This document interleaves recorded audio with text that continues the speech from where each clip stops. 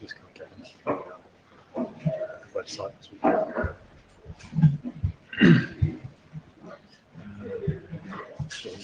What the board conversions will be. All right.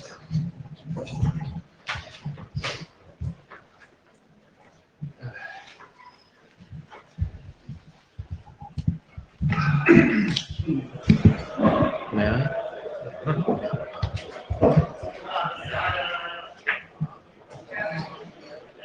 Great.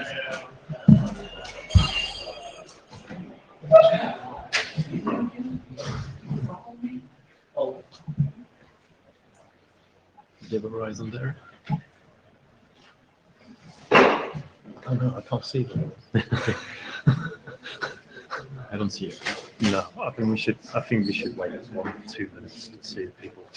It's the break, so we have some spare time. Yeah.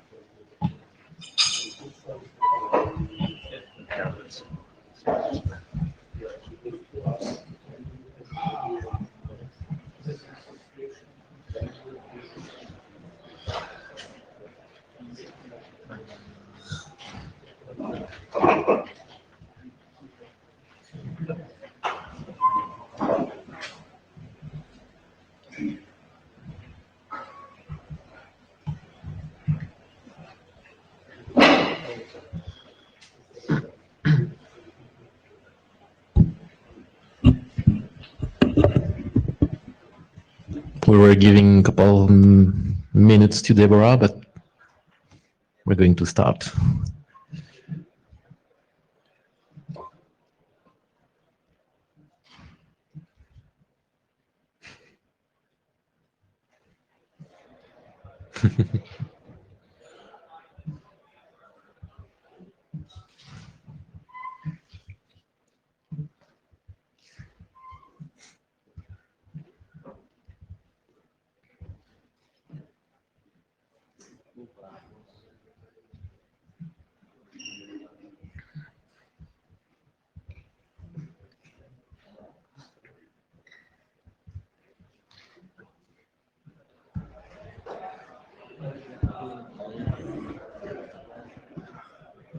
Shall we? Yeah. Hello, everyone. This is the past competition element working group meeting.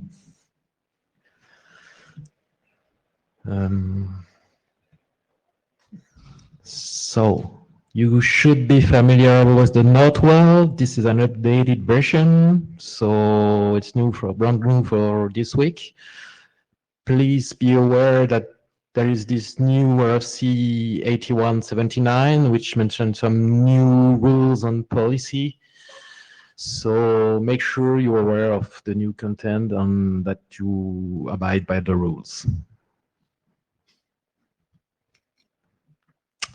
You may also be familiar with the usual common session with the MPLS and CCamp session about Young, which happening on Thursday this time.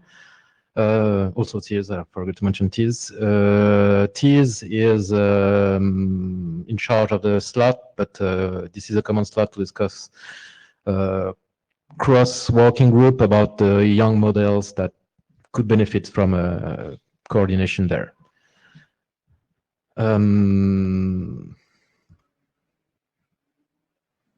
So from the administrative perspective, you are also aware of the usual blue sheets. Please make sure you sign them down. We need to identify how many people are in the room to be allocated the right size for the rooms over the IETF meetings. Sometimes we don't have the same level of room size in IETF hotels, so make sure your seat will be available next time. For people who will come at the mic, if you're going to present, please make sure you are inside the pink square on the floor. We're also broadcasted also on the audio, so even if you aren't presenting, if you want to make a comment, raise a question, or anything related to the presentation progress, please make sure you correctly use the mics in the room. Don't forget to state your name. People who are attending remote, 2 at this stage, maybe more later, will appreciate that you state your name before you start your comment. Want to add? So I just wanted to check we have some volunteers to help with the minutes. Dhruv is helping remotely, but locally, Dan, you volunteered. So we're going to be taking the minutes in the Etherpad. If you want to stay involved in the working group, please head on over to the Etherpad as we're presenting. You can write down what's happening in the working group and help us all keep the minutes up to date. Thank you.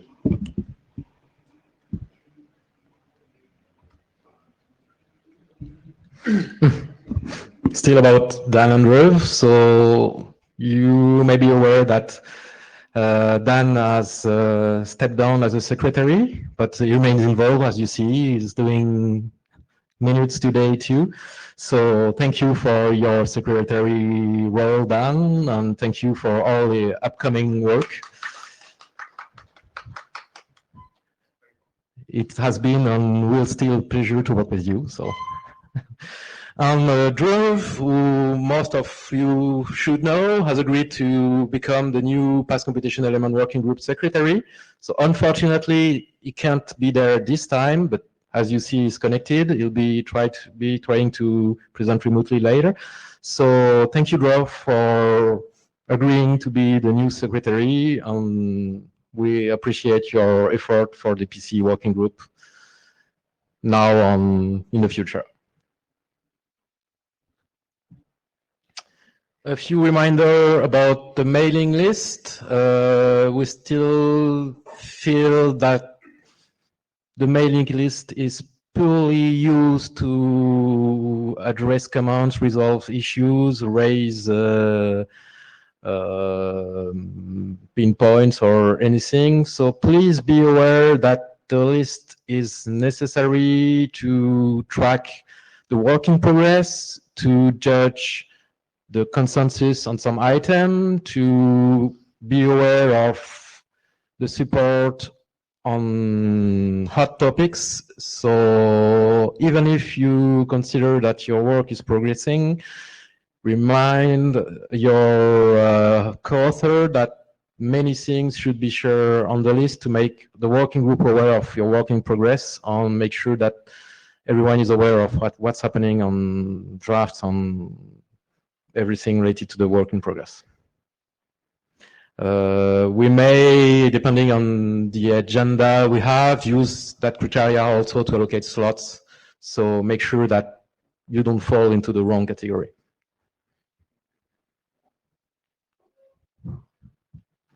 We have this time slightly light agenda because we're allocated more time than we had requested. So we hope that we won't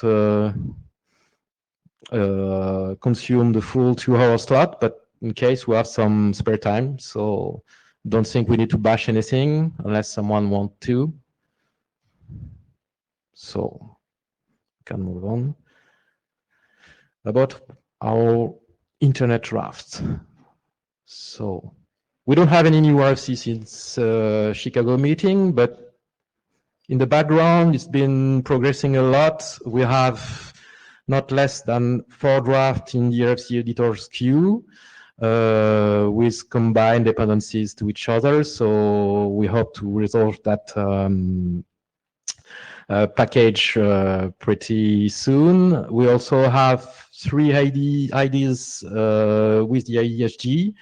So Deborah told us that one of them is scheduled in the IETF telechat on August 3, which happened to be my son's birthday. And we also have some other drafts who are ready to move forward soon.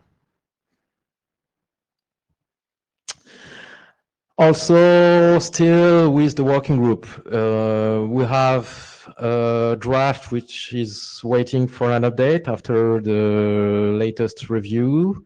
I think Dan was the editor, So for the matter of the process, we need to have an up-to-date draft to move forward. Hi, Daniel King. Yes, so I kind of feel a sense of deja vu here because I think I was planning to submit a new version after the last IETF, but things just got a little bit busy. So for, a mea culpa, sorry. We have a new version. I need to review it with one of the implementers. That person happens to be Dhruv, who is not here this week. We have already spoken and we are planning to catch up next week after the IETF. So we'll review that and then submit target end of next week. Okay, great. Thank you for the feedback. We have some other drafts which are ready for Shepherd review. One of them is waiting for the others, so I hope that summertime will be the right time to share the reviews of some of them. One of them has been identified with an action item during working with Rascal. So it needs that the LSP setup type needs an update before moving to the Shepherd review, but it's a matter of process time mainly. I think the authors came into an agreement on that. You want to come on that, John?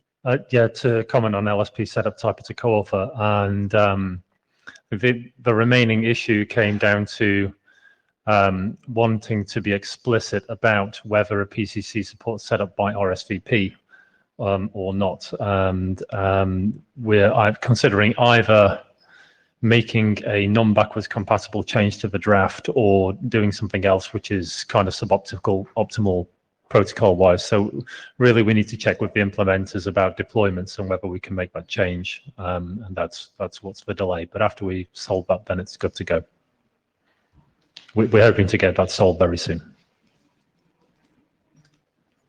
Okay, so we can expect maybe an email with to the list soon to judge. Next step is an email to the list, I think, just to close down the issue, which there's nothing blocking that other than my foreground time. Okay. And we also have a queue for working with Rascal. One of the ID there is pending the previous one, which just mentioned. And the other one is pending a refresh because it's expired. So before starting working with Rascal, we would need a version which is still valid. We also have a bunch of drafts which aren't on the agenda for today. Two of them are related to ACTN work, which is in progress also in TEAS. For both, there has been some new text added there, some editorial change, so they are moving forward with some work in progress there.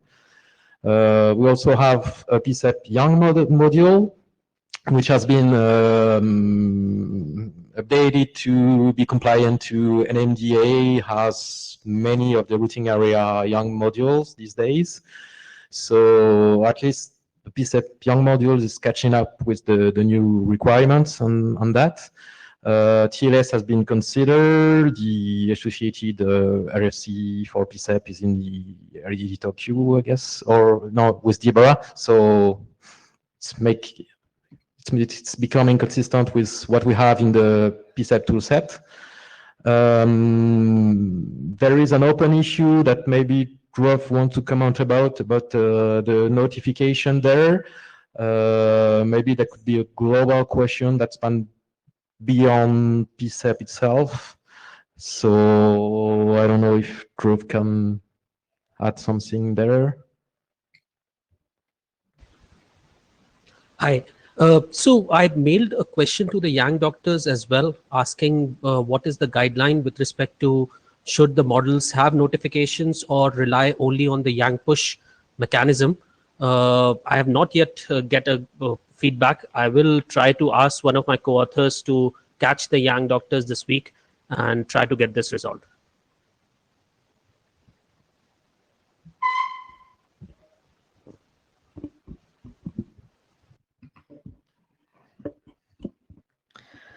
So other things not on the agenda for today, the stateful PC auto bandwidth has recently been updated, addressing some outstanding review comments, a few editorial changes, and adding default values for parameters. And the authors are at this time, I believe, requesting the working group last call. So I think this draft seems to have been stable for quite a while, and if it remains so, then we'll happily issue the last call. But please, if you haven't reviewed this yet, then do so and send your comments and suggestions to the list. Stateful PCE with point to multi-point has been updated recently to align with the RC 6006 BIS draft and the changes to the stateful PCE that were made prior to its sort of preparation for the RC editor. And again, unless there are significant comments on the list, and we'll be moving back to working group last call reasonably soon.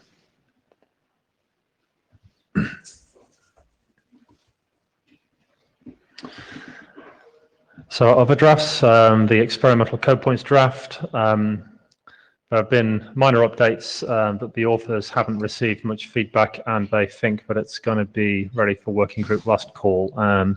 So this one, I think this is a high priority for us. We've had issues with code points in the recent past, and I think this draft will help going forward the process for sorting those out. So we are going to push that forward as hard and as soon as we can. So if anyone thinks they're going to have anything else to say about it, then please do so in the short term before we move it on and request publication. The association diversity draft has been presented. The last IETF, not this time, no change, seems stable. Again, association policy was recently updated, no request to present this time. Same for stateful PCE GMPLS. And we've recently adopted the LSP scheduling draft following the architecture work in T's as a new working group doc.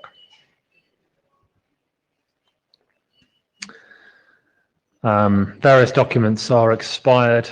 Some of them I think just need to keep alive, like Dan has already addressed the inter-area AS applicability. The GMPLS piece of extensions I think is probably waiting for the Shepherd before the next version is submitted. The WS on RWA I think is in the same position. It needs to be issued with a keep alive, but it's waiting for the GMPLS piece of extensions to get shepherded. And hierarchy extensions, we're ready to do the working group last call on that. It just needs the update to be done. End of the week. Dan says end of a week. And I'm happy. Thank you, Dan. A couple of documents we think are orphaned now. So the PCE remote initiated GMPLS LSP is expired a long time now, and we haven't heard from any of the authors in a long time. So is there still an editor in charge of this? If so, please let me know now or let us know offline. If not, then this may have no future. And the other one is the PC enhanced errors, which died and then was reborn a few IETFs ago with a new editor, Jen, but Jen has moved on again. So once again, this document is treading water. If anyone wants to pick this up, then please let us know. Otherwise, again, this one won't have a future.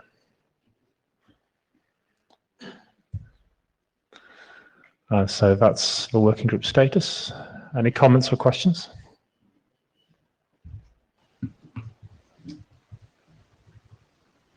I'm preparing. Great. So okay, so we'll move to the first presentation.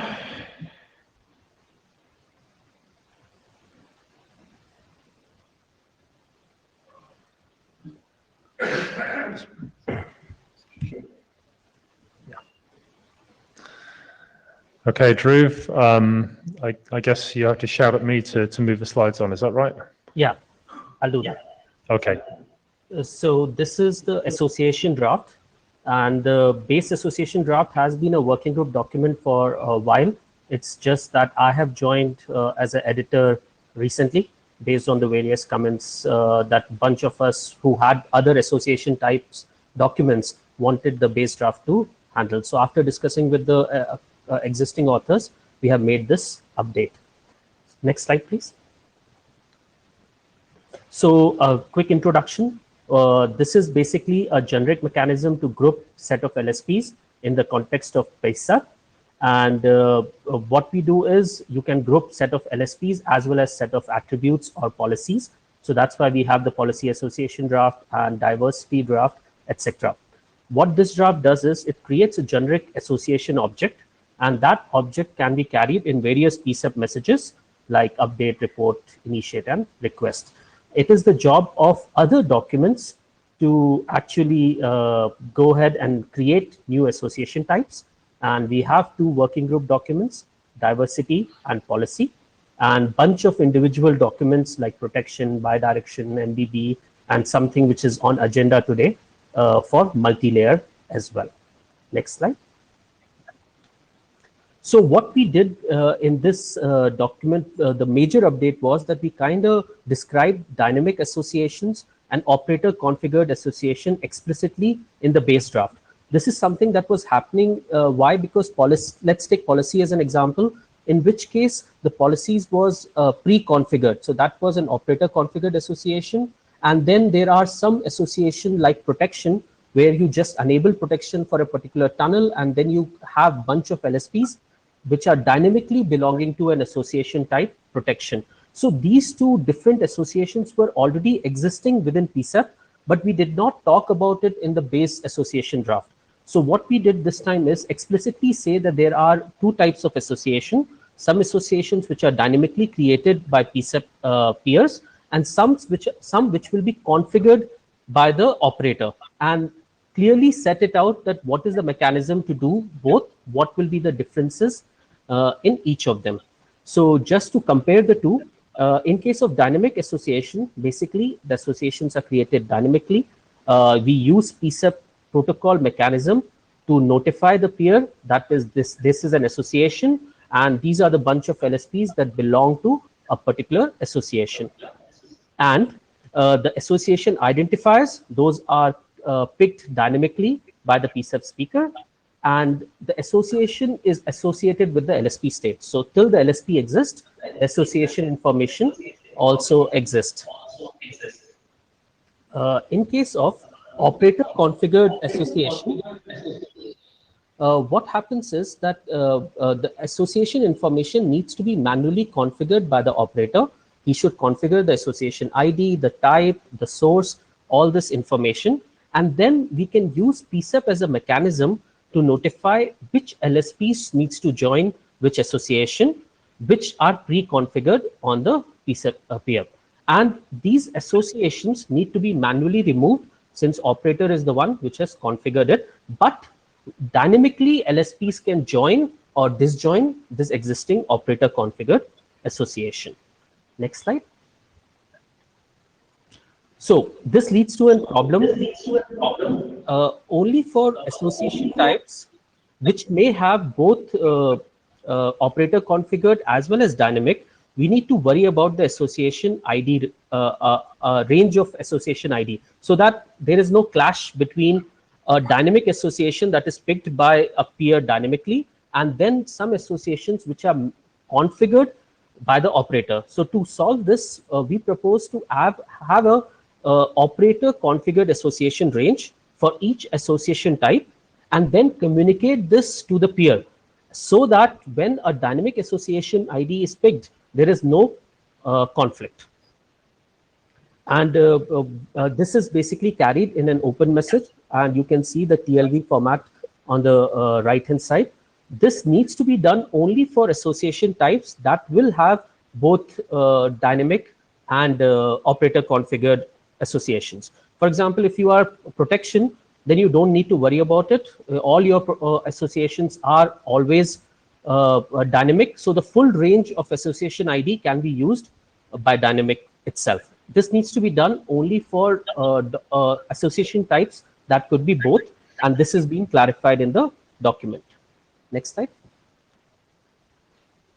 One thing also we did was we kind of added new error codes in the base association drafts. We were seeing that some new association types were adding error codes which are quite generic and are applicable for any association type. So we kind of moved them to the base draft. So these are some of the generic errors. Errors like association type is not supported, or there are too many LSPs which have joined an association group, making it unmanageable. To avoid any issues, sometimes the number of association groups itself is too many. In case the association should be configured before or known before, the association itself is unknown.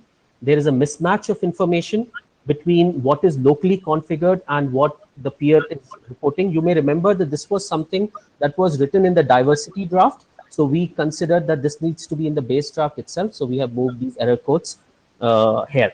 And then also association information mismatch between the past information and the latest information. Next slide. We also clarified some of the processing rules, especially with respect to what should happen when the session goes down, what is the time that the association information should be cleared. Since the associations are a properties of an LSP, we linked it to the LSP state itself. So similar to the handling of LSP state, which is based on the state timeout interval value, the same procedure is used for association information as well. And some associations, and if the state timeout interval is infinity, that means when the LSP state is kept forever, in that case, associations will also be kept forever. We also clarified what should happen at the time of redelegation. So if you have redelegated a LSP to a new PC, the old association is still valid until the new PCs explicitly removes that association. So we kind of cleared all those behaviors and updated the processing rules for base association. Next slide. Just a summary. What are the updates? The updates have dynamic and operator configured association explicitly spelled out. To handle the case of ID range conflict, we added operator configured association range handling.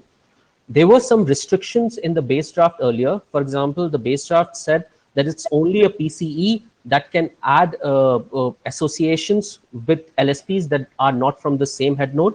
We removed it because if you see the diversity use case, there is a use case for having an association there as well, which is explained in the diversity draft.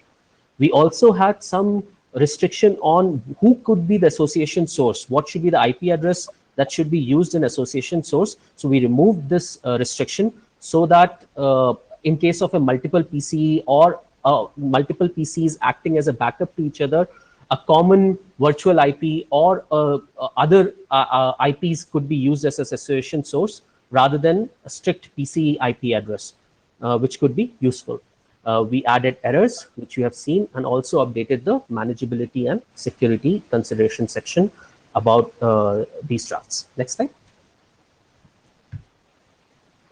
So this is the note to other association drafts authors. This we have discussed with them offline as well. What needs to be done here is that each association draft which defines a new association type should explicitly state whether this particular type is dynamic, operator configured, or both.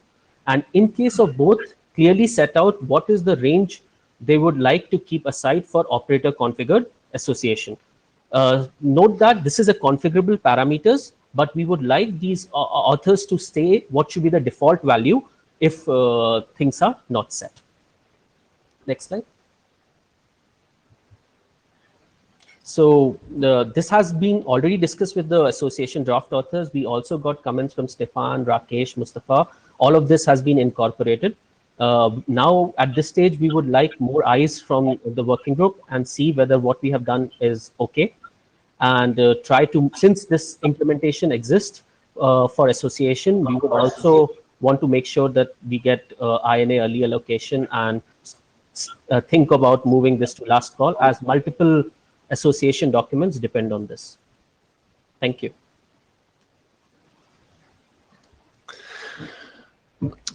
Drew, this is John Hardwick.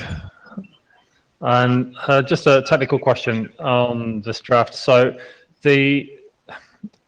if you have a dynamic association group, is the association group ID taken from the available space on the head-end PCC?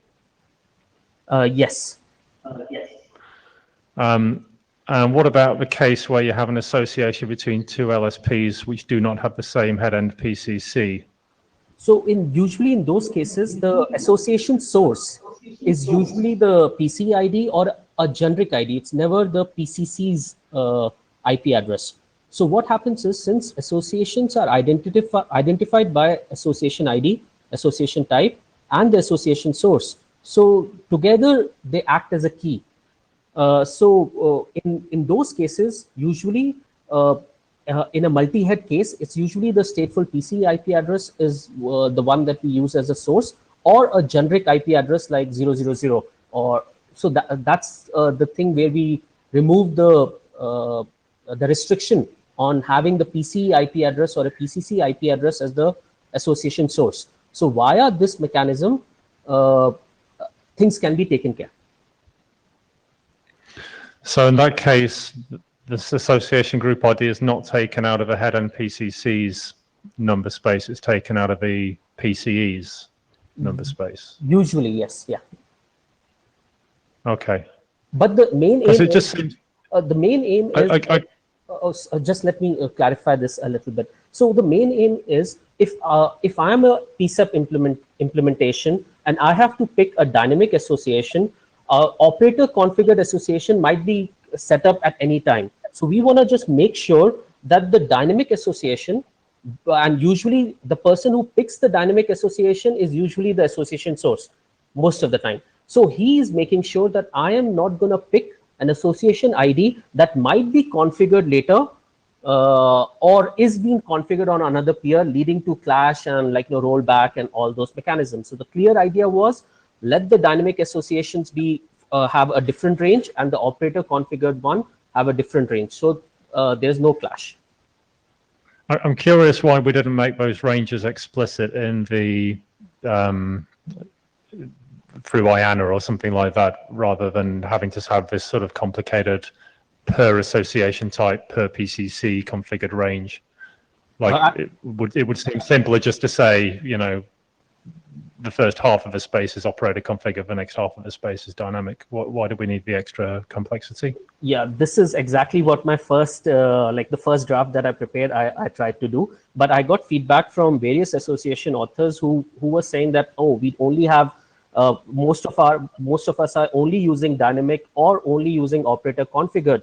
These are limited sets of associations where we have both. So if we have to sacrifice the association identifier space, if we have a fixed value, that was something that was not acceptable to some of the authors.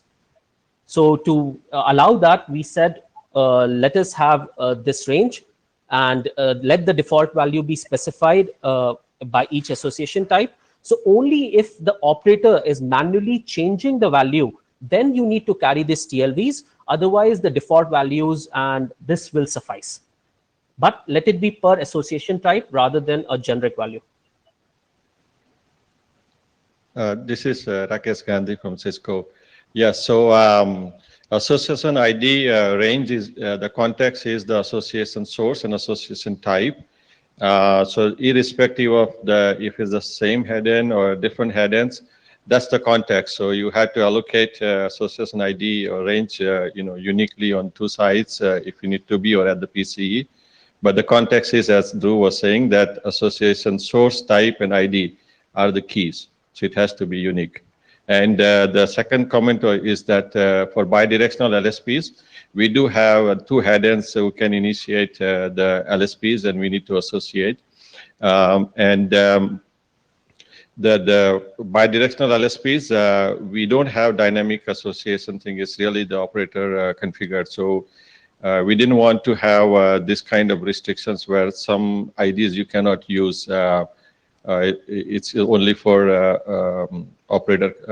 only for dynamic, right? So we wanted to have the whole range. So this is one reason why we have it the way it is.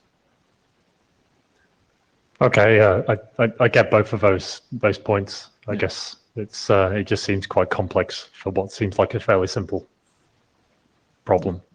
Okay, thanks. So we need to move on. The next presenter is Daniele. Thank you, Graf.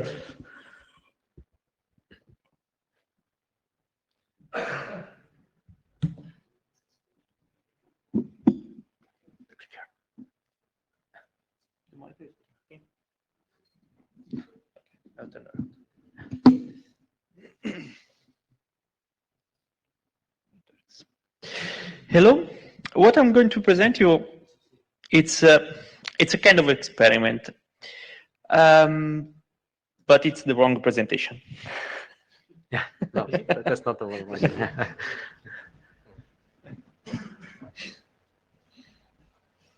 No. That's the one. Yes. This is the one.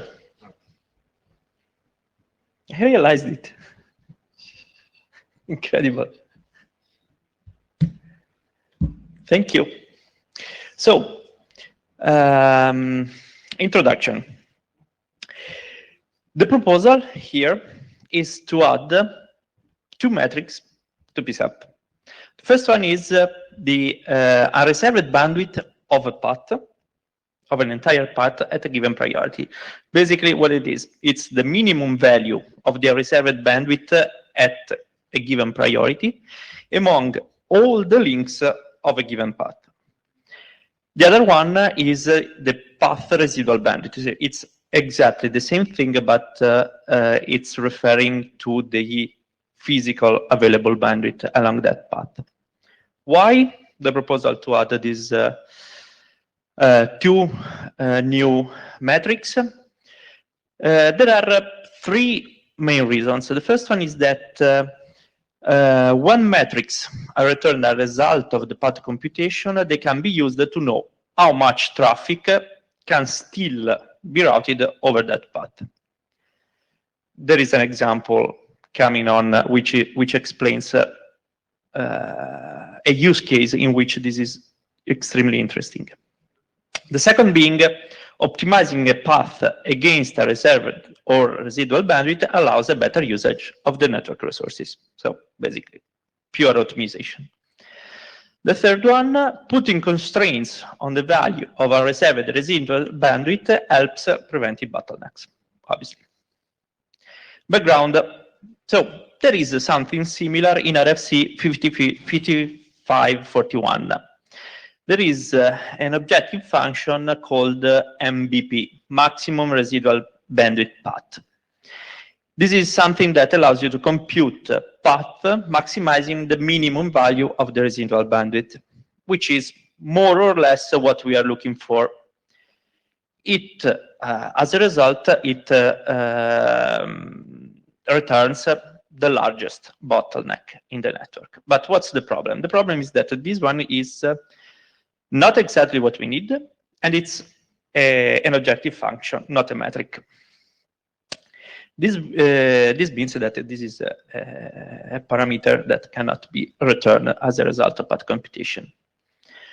Then only the physically available bandwidth is taken into account, while we said that we would like to have not just the physical bandwidth, but also the unreserved bandwidth at given priorities. And it is not possible to put constraints on the bottleneck of the path. What is the use case? Hierarchical SDN or hierarchical path computation. Basically, the use case we started from when thinking of this extension is a hierarchical PCE in an ACTN scenario where black topology is used. I'm the hierarchical PC. I need to compute a path between one node in the first domain and another node in the last domain. I have to ask all the different PCEs for a path computation in their domain. Okay, I need to allocate other traffic with the same characteristics. I have to iterate this process again and again and again. What if I can collect the amount of bandwidth that is still available in my first request? I can save a huge number of requests. So we said, okay, let's try to see if this makes sense. We built a simulator. It's a simulator that simulates a Manhattan-like network domain, where all the domains are black, meaning that just the border nodes are presented to the hierarchical PCE. It allows for setting up and tear down LSPs. It simulates LSP removals, and so on and so forth. And so we did some simulations, which are cut. And okay, no worries. So these are the results of a simulation in which we have network domains, 10 by 10 nodes in a Manhattan-like scenario. And we did the simulation with 3 by 3 network domains and 4 by 4. 1,000 paths. You can find all the details there. What's interesting? We did this simulation with the 3 different scenarios. The first one, there is no caching. Basically, we allocate 10,000 paths. At every time, we ask all the child PCE if it is possible to compute a path. Those are the results. So in the case of 3 by 3 network domains, we have 13,000 requests. Meantime, 3 seconds and a half, and 8 seconds as a maximum time. 4 by 4, you see the numbers over there, is 35,000 and so on. Then we did a second simulation in which we did caching of the result of the previous path computation. In this case, I'll try to explain again what does it mean. It means that we ask for a path between A and B. The path most likely will be, I don't know, 10 gigabit path, 100 gigabit path. We just need a few megs. The second request needs a few megs between those endpoints, and we go on. The second scenario is caching without residual bandwidth. So we just keep the computed path, and we try to reuse it. We might succeed, we might fail. In case we fail, we do the path computation again.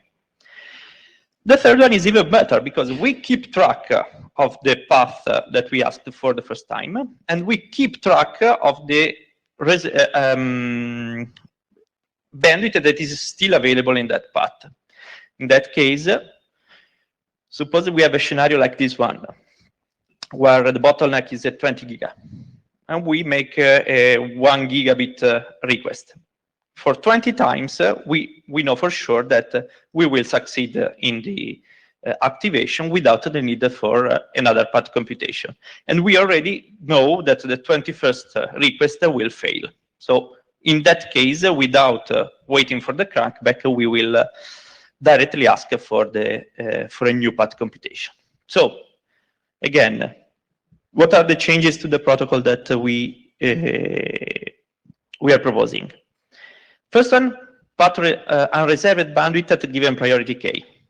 Suppose you have this link, the value would be 20 gigabits. This path, sorry, not link. Then the path residual bandwidth, in this case, would be 10 gigabit over those 2 links, which is associated to the end-to-end path. The encoding is super simple. It's just C32 bits added to the metric object defined in RFC 5440. And that's it. So basically, these are the numbers. We thought that with these numbers, it could be worth trying to propose this kind of extension. You see that in the 3 by 3 domain, we go down from 13,000 requests to 3,600. So that's the reason for proposing the draft. Next steps. So it's a simple extension. There is absolutely no dependency. Proven improvements. Those are the numbers. Now the question, is there any interest in the working group to implement these extensions?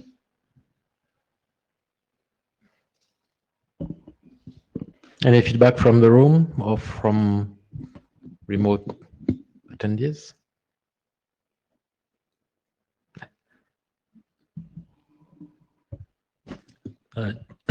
John Hardwick, I've got a question just to clarify, Daniele.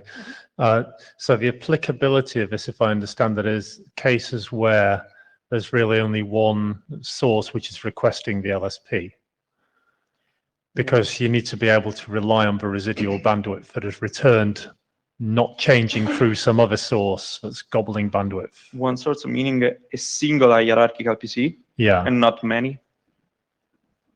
Or indeed, in a non-hierarchical case, you can have multiple PCCs setting up LSPs through the network. So in that case, the bandwidth available is going to change after the computation replies. So I guess I'm asking, how broadly applicable is this? Is this like a really narrow thing for ACTN, or is it like? Actually, we didn't think of multiple sources. Probably. Once the information is propagated from the child PC to the hierarchical PC, if there are other hierarchical PCs, that hierarchical PC needs to propagate the information to the others. This could be a solution, but the idea was a single source. Okay, thanks. Let's see if we have a question for Drev. Daniele, if you can stay there for one more minute, please. Hi, Daniele. So I think what John asked was like first part of my question. That is, I think in this case, this will only work, even if we are having about a single source, this will only work if after I have made a request and I've got the residual bandwidth, I know that nobody else is making a request. Because even if somebody else makes a request and uses up more bandwidth, I would not know. But I wanted to understand that in your case, you were saying that you know that for 20 more requests things are available, but at 21st I should do path computation. So if in this proposal we have a mechanism to figure it out, that what is the time when which we know that the bandwidth is over. Basically, that's what you want to do. The thing is doing it via a reply mechanism, which is at max the state at this moment of time, and with no guarantee that this is gonna continue, because this is at the proposal is still stateless here. So I am a little confused by that. I will give you an example. We do delay like this, right? You compute a path, you get end-to-end delay, but that should be only used at the time of path computation, and then we need to rely on telemetry or some other mechanism to know what is the actual delay later on, not the delay that I had at the time of path computation. So I am trying to apply the same logic here and seeing whether what we are doing here is right or not. Well, actually, if in that case, if you're lucky, you save iterations between the hierarchical PC and the child PC. In the worst case, you don't get anything worse than without these extensions. That I can because okay. Thank you.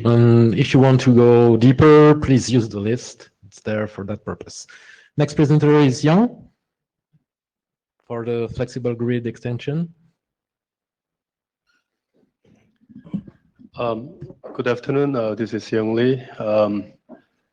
I think I'm going to present PSAP extension for flex grid networks. We have many multi-vendor authors and research who implemented this feature already.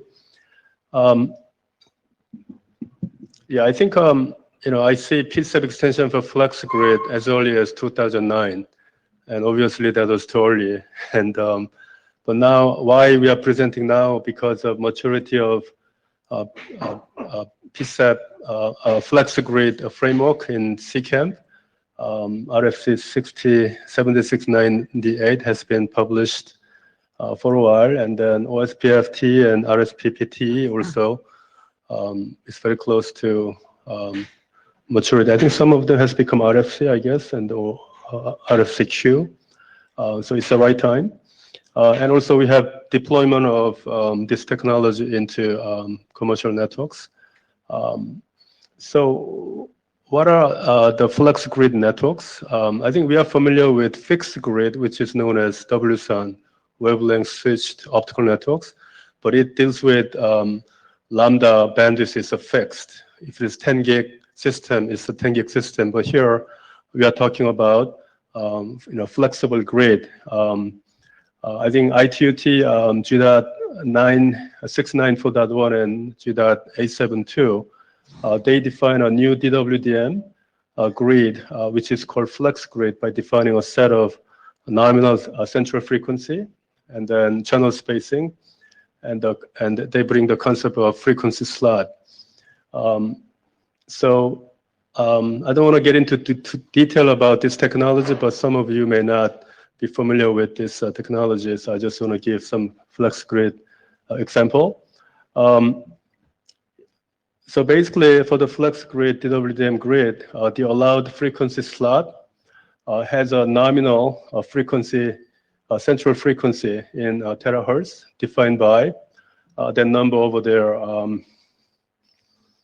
193.1 plus n times 0.00625, where n is positive or negative integer with respect to 0.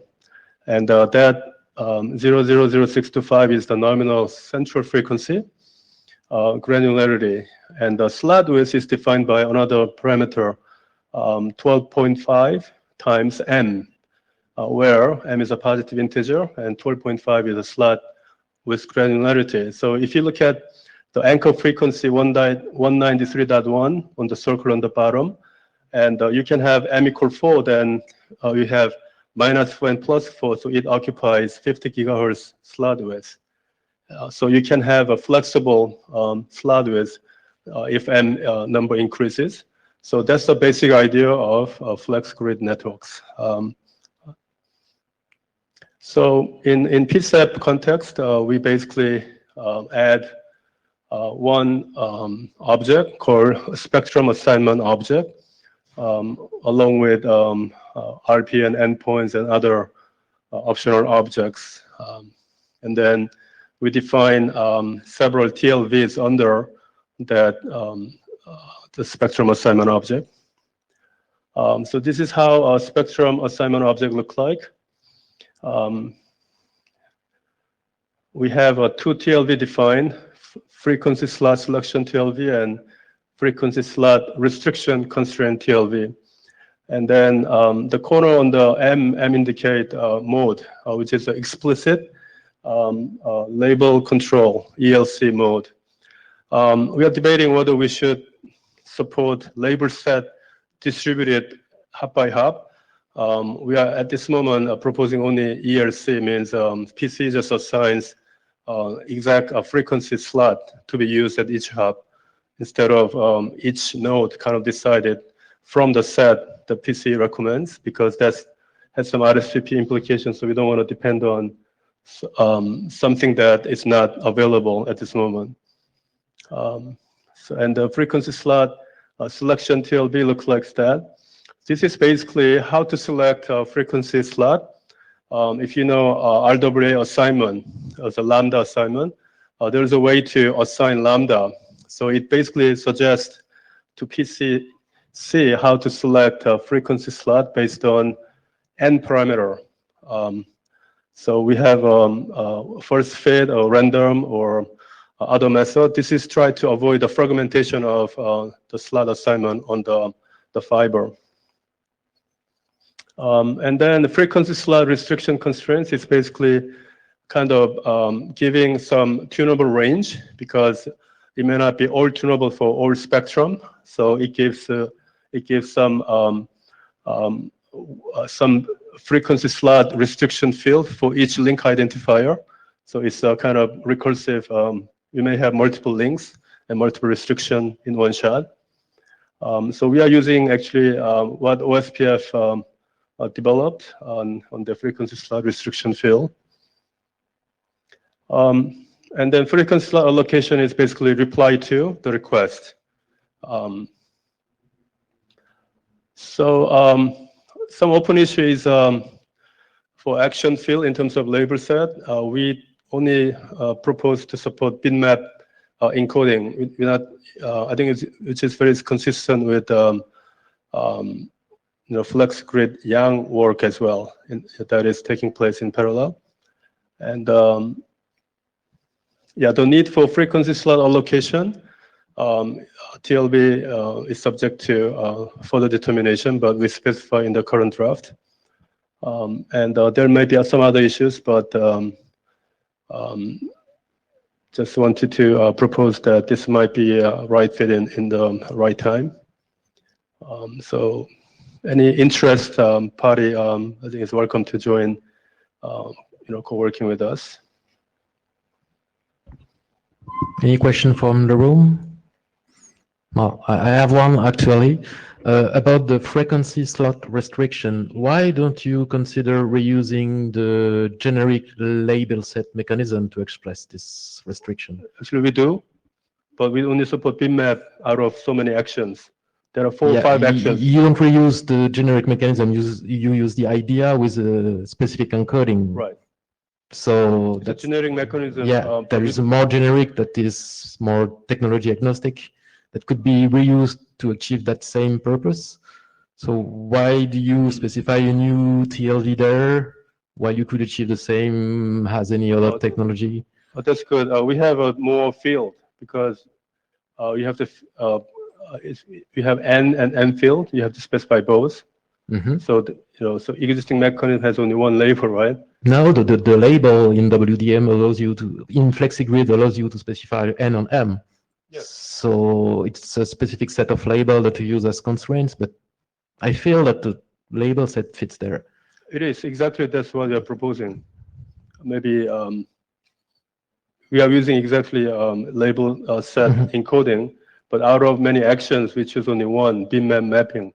That's what I'm saying. Yeah, maybe I should read again then. Okay. But, Right. not obvious when I read the draft. Right. Okay.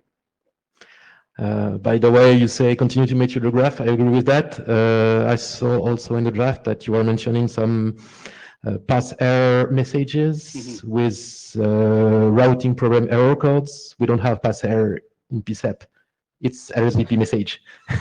That's right. Yeah. So we'll clean up a little bit. Yeah. Agree with the last bullet. Yes. Okay. Thank you. Thank you, Yang. Next presenter is Fang Wei. So my name is Fang Wei from ZT. So my topic is about PCE multi-level LSP association. So next.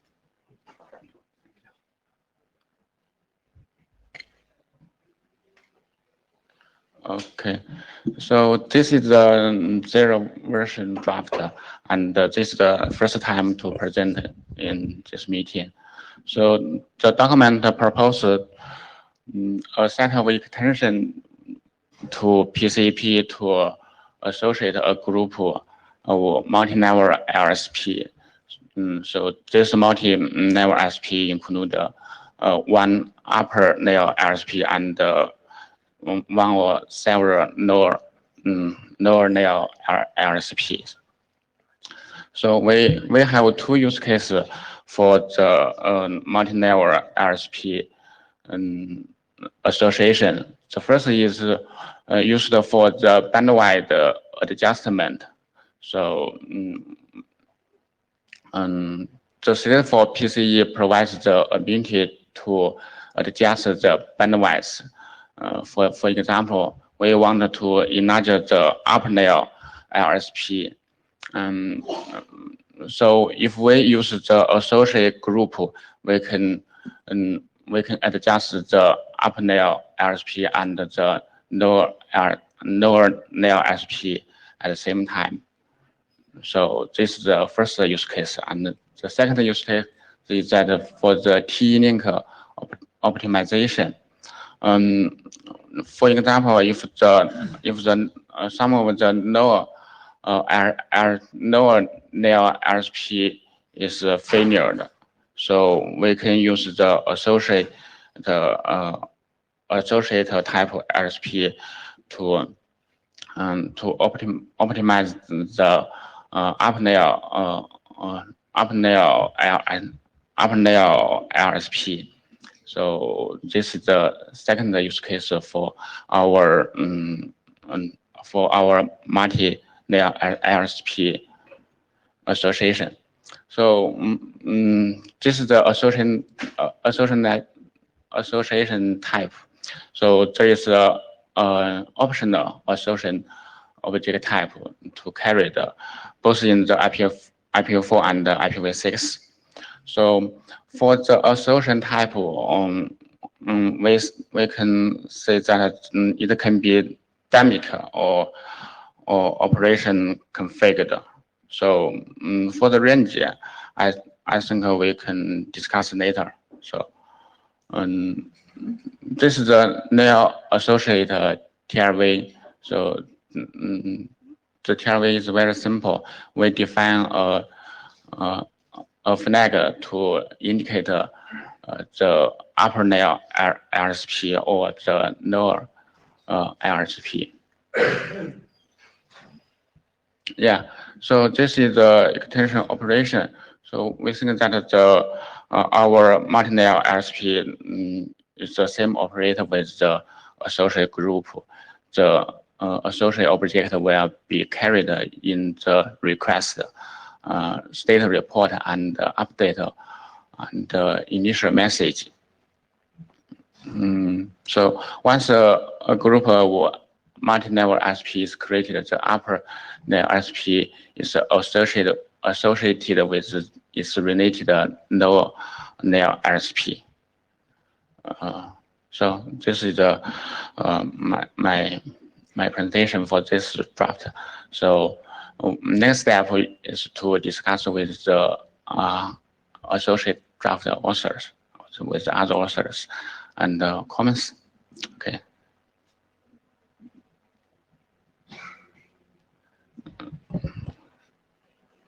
Any comments from the room? I'm sort of interested to get a show of hands. Who has read this document? Okay, so I think I saw 3 hands not confidently raised. I think we need to see a little bit more engagement with the working group before we can really pull for adoption on this. Okay, thank you.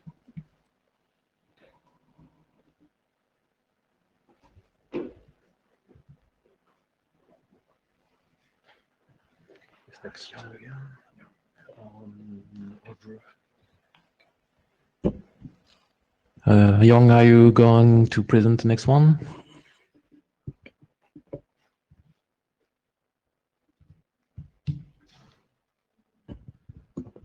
This is Young again. This time I'd like to present piece of extension for stitching LSP in hierarchical stateful PC environment.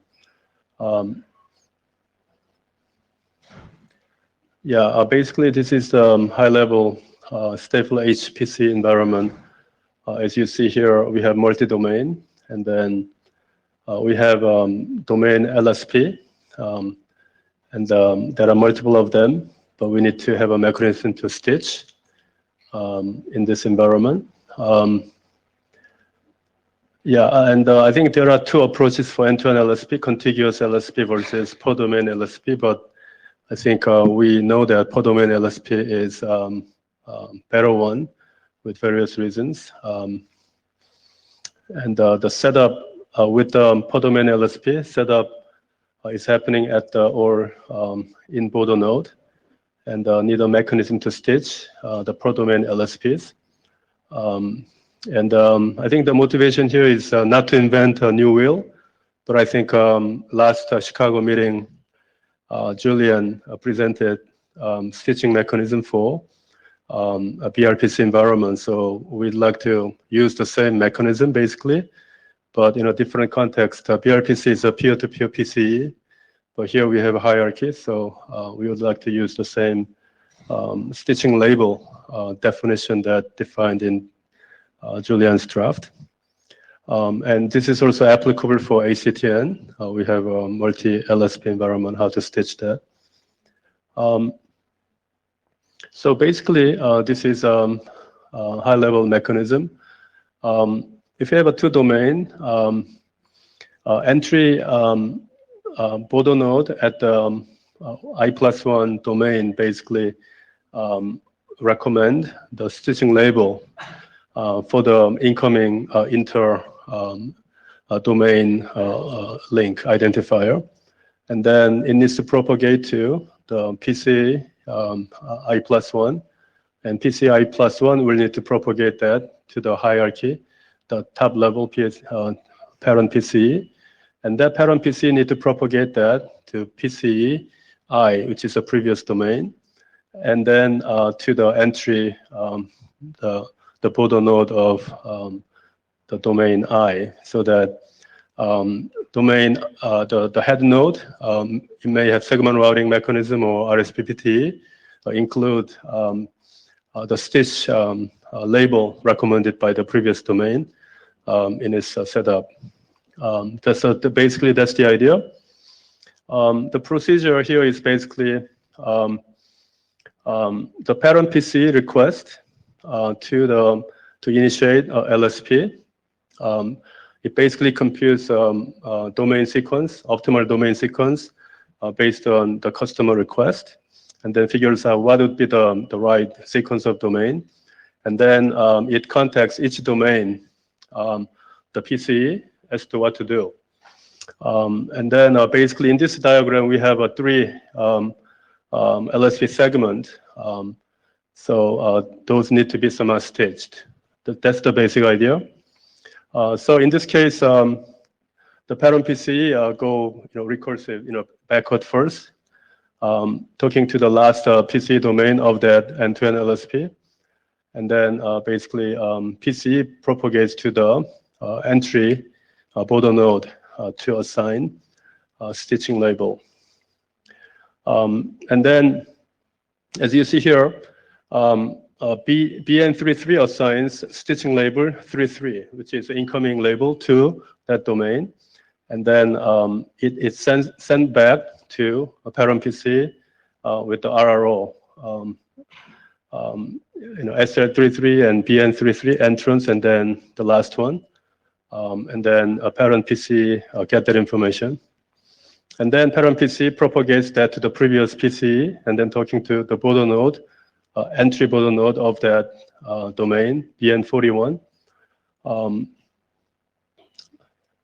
So the ERO basically BN41 to BN42 and stitching label 33 and BN33 to complete that LSP segment.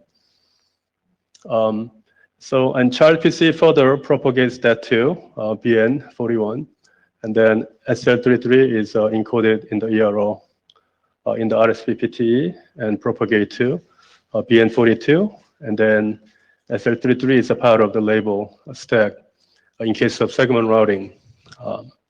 So you do kind of recursively all the way to the first domain, and we can have end-to-end stitching mechanism.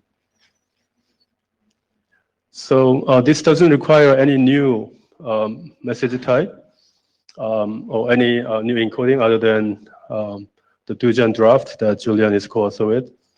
And this is a key part of ACTN applicability to PCE. And we actually work with the other authors of similar draft. And so that's the last the point. Do you have any question? Yeah. Julien Rick, contributor to the draft Dujan that you mentioned in your presentation. I'm glad to see that you consider that the idea we submitted in our draft got interest, and that you you want to consider it for your proposal. However, looking at my last slide from the presentation in Chicago, we mentioned the intent to cover the hierarchical PCE case within our work. So I wonder if I should take your draft here as a proposal to work all together or as a counter proposal to fight against that idea for the future. So I just don't know exactly how we should consider that. So, I mean, I'm open for any possibility. What is the best way to propagate consistent PCM mechanism, whether it's a PRPC or hierarchical PCE? So I would welcome that idea. Yeah, the title of the draft of BRPC, the main idea there was about the stitching label on the code points allocated to that mechanism. So whether or not the scope had to be enlarged for the further work, we don't mind. But the way it's progressing there doesn't suit me as a contributor. Yeah, but if the combined draft is PRPC, then I think we need to kind of rethink, right? Because it covers more than that. Is that you're willing to change the... Updating the title is not an issue. Okay, no problem. Yes, you are willing to work merging with the two. Okay. Just clarification, when you traverse the third domain, the label you're pushing is not a cell, it's a binding seed. So you have a right Which one? reference, but the text is wrong. I mean the reference? Oh, okay. Yeah. Okay. Okay. Andrew Emmerich again. To add some more comments about Jess' feedback. The V1 of our graph has been delayed also because we're looking at the ways to maybe merge with the binding label idea and propose something more generic to address all the related use case, binding, stitching, whether it is flat or hierarchical, whatever. So I think there are some common interests there, but we need to maybe limit the number of documents we are progressing in parallel. Yes, I think we'll talk offline because I think, yeah. Okay. Sure. Just one comment, Yang. The intention of the draft is clear, but I think that you provided the example to explain the intention of the draft, but there is no explanation of the real procedure in the general. So I would suggest to make some description that is before the example to explain the real intention, because you list a lot of PC mechanism and so on in the draft, but the real intention of the draft and in the context of all PC story, it is not so clear. Okay. And then you start immediately with the example, but it's better to have a little section to describe the procedure and the intention. Okay, yeah, that can be done. So depending on the number of domains you're going to traverse, you're increasing number of labels on the stack. So you might think about the MSD and probably describe how you are going to use binding seed to expand. So if you cannot put number of labels needed to traverse and turn pass, you might need to do extension somewhere in between, or a priori you hit the egress from particular domain.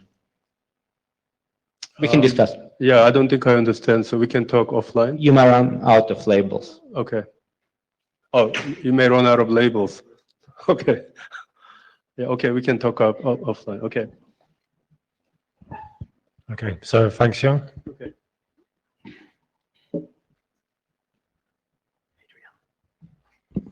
Next presenter is Adrian.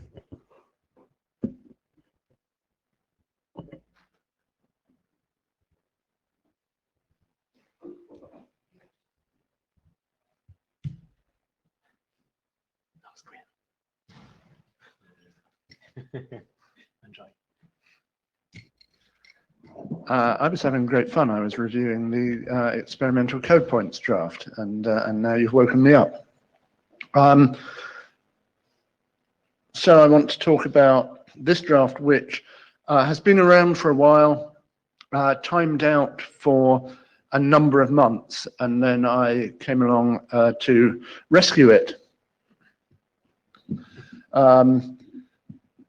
What I've tried to do this time round is rewrite to inject a bit of excitement and passion, and update the process. The old process used to use specific messages, and I've changed that for no new messages.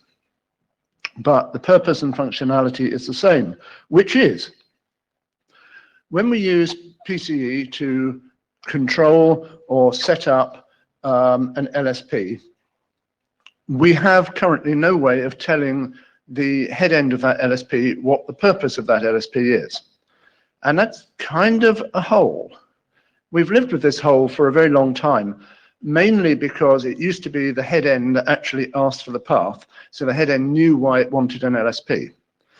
And then after that, we've lived with it sort of, because an LSP from A to B, well, it's probably meant to take the traffic that's going to B.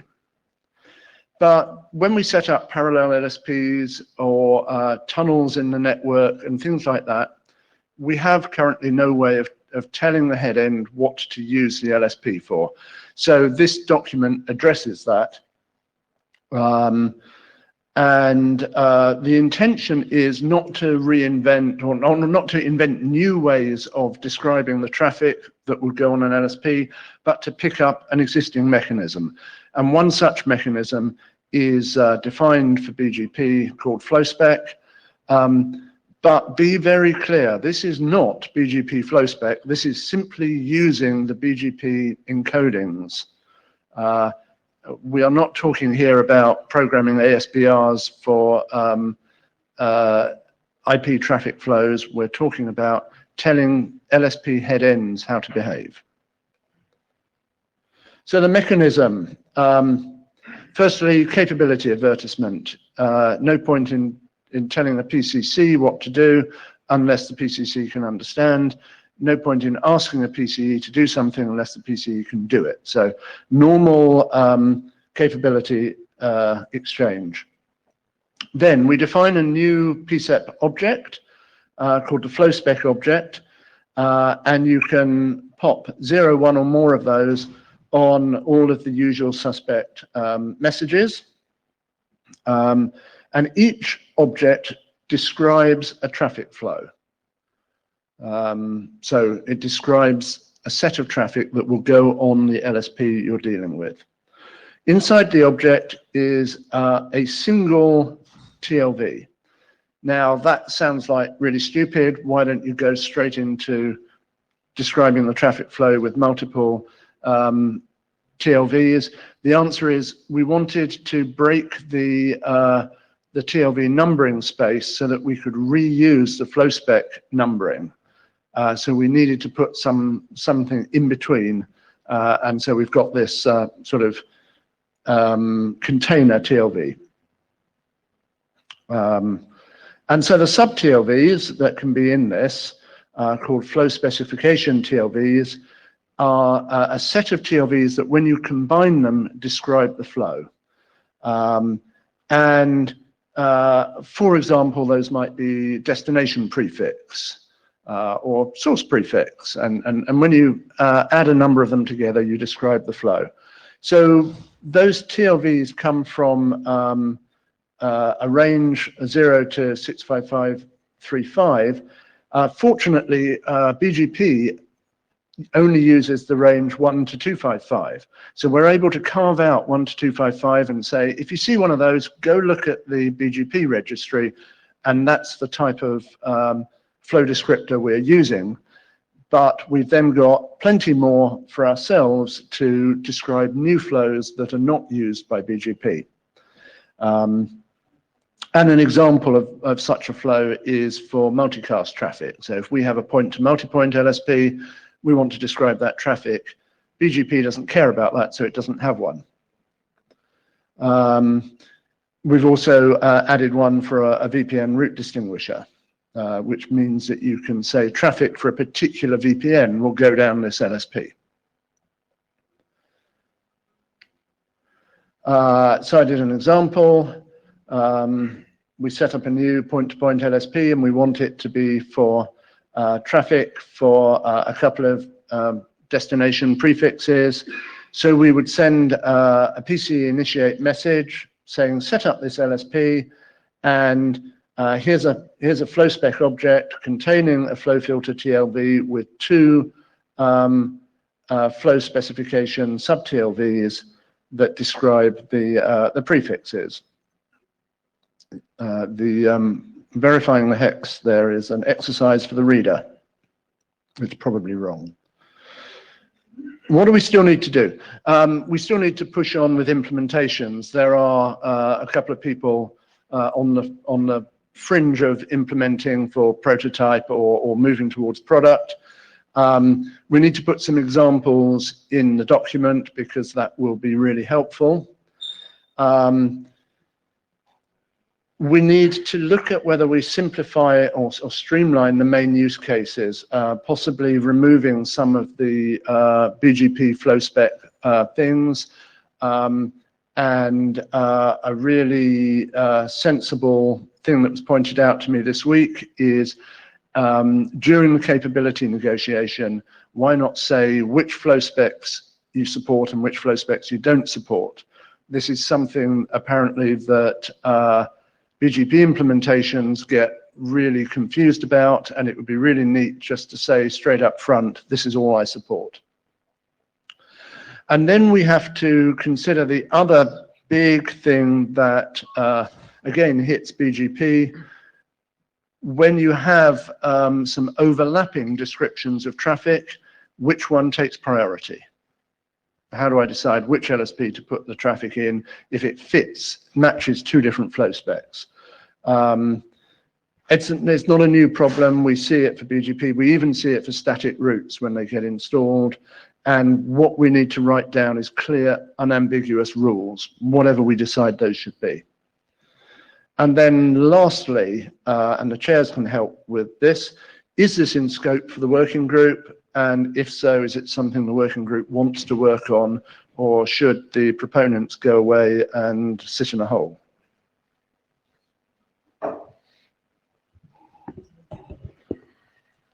So the reply to the last question then. So I think this is in scope. If we accept that LSP initiations in scope, then this is just a corollary to that. So I think it's in scope. And since we all worked on LSP initiation, I assume we all want to work on this as well. Otherwise, we only have half a solution, right? Well, I would agree with you, except we've got this far without needing. Now, I personally believe it's really dumb that we've got this far with people kind of cobbling things together with CLIs or netconf and PSEP. So I believe this needs solving, but we are where we are, and so that's why I asked the question.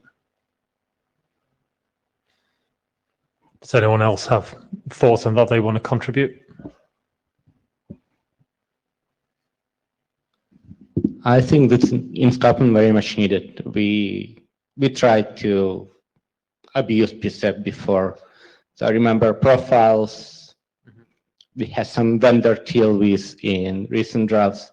So we need to do it. So question whether it's not too much and specifically mixing data plane with control plane. I mean, maybe matching on RD is not such a great idea, but for the rest, I think it's very much needed. Daniele, I agree with Jeff.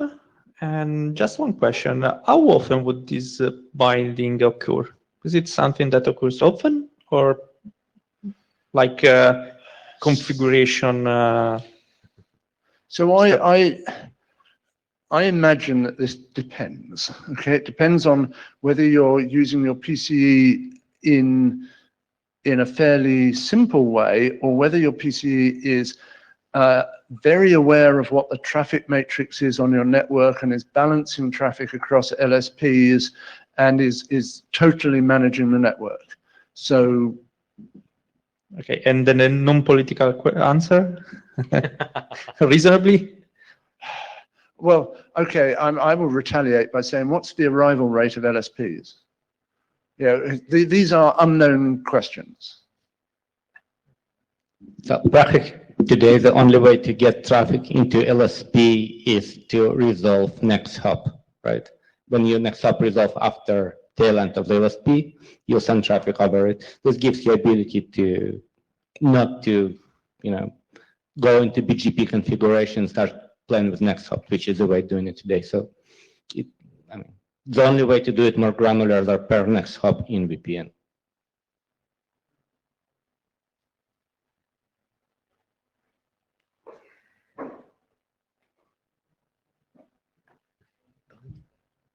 Okay, thanks.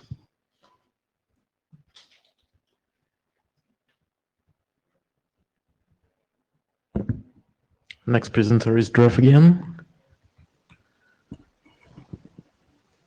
Hi.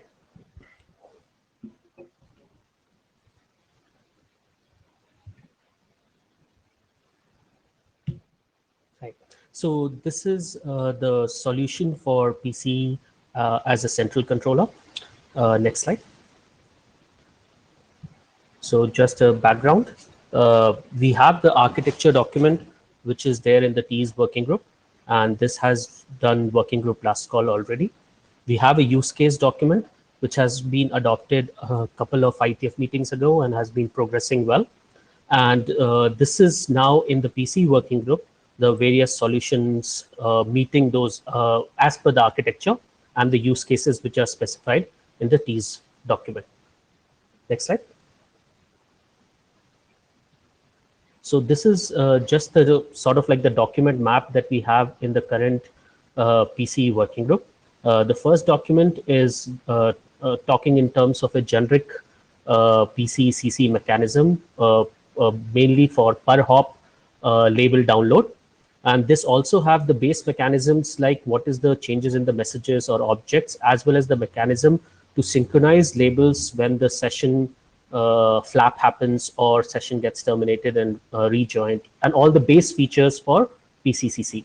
Then we have a SR document, which only talks about the changes needed to handle segment routing, SRT, LSP, and the label exchange label propagation mechanism for that. So for this, we need to add a new PCEP object, and that's what's been done in the SR document.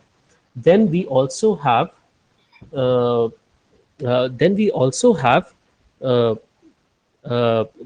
sync draft, which talks about the various optimizations that we can do with respect to sync, similar to the LSP state synchronization. This is the label DB synchronization. Next slide. Okay, so in this slide, we describe what are the procedures involved, especially from the base document point of view. The description you will find in the architecture document as well as in the use case document. The idea is the LSP is being provisioned as an explicit label instruction on each hop based on the end-to-end path.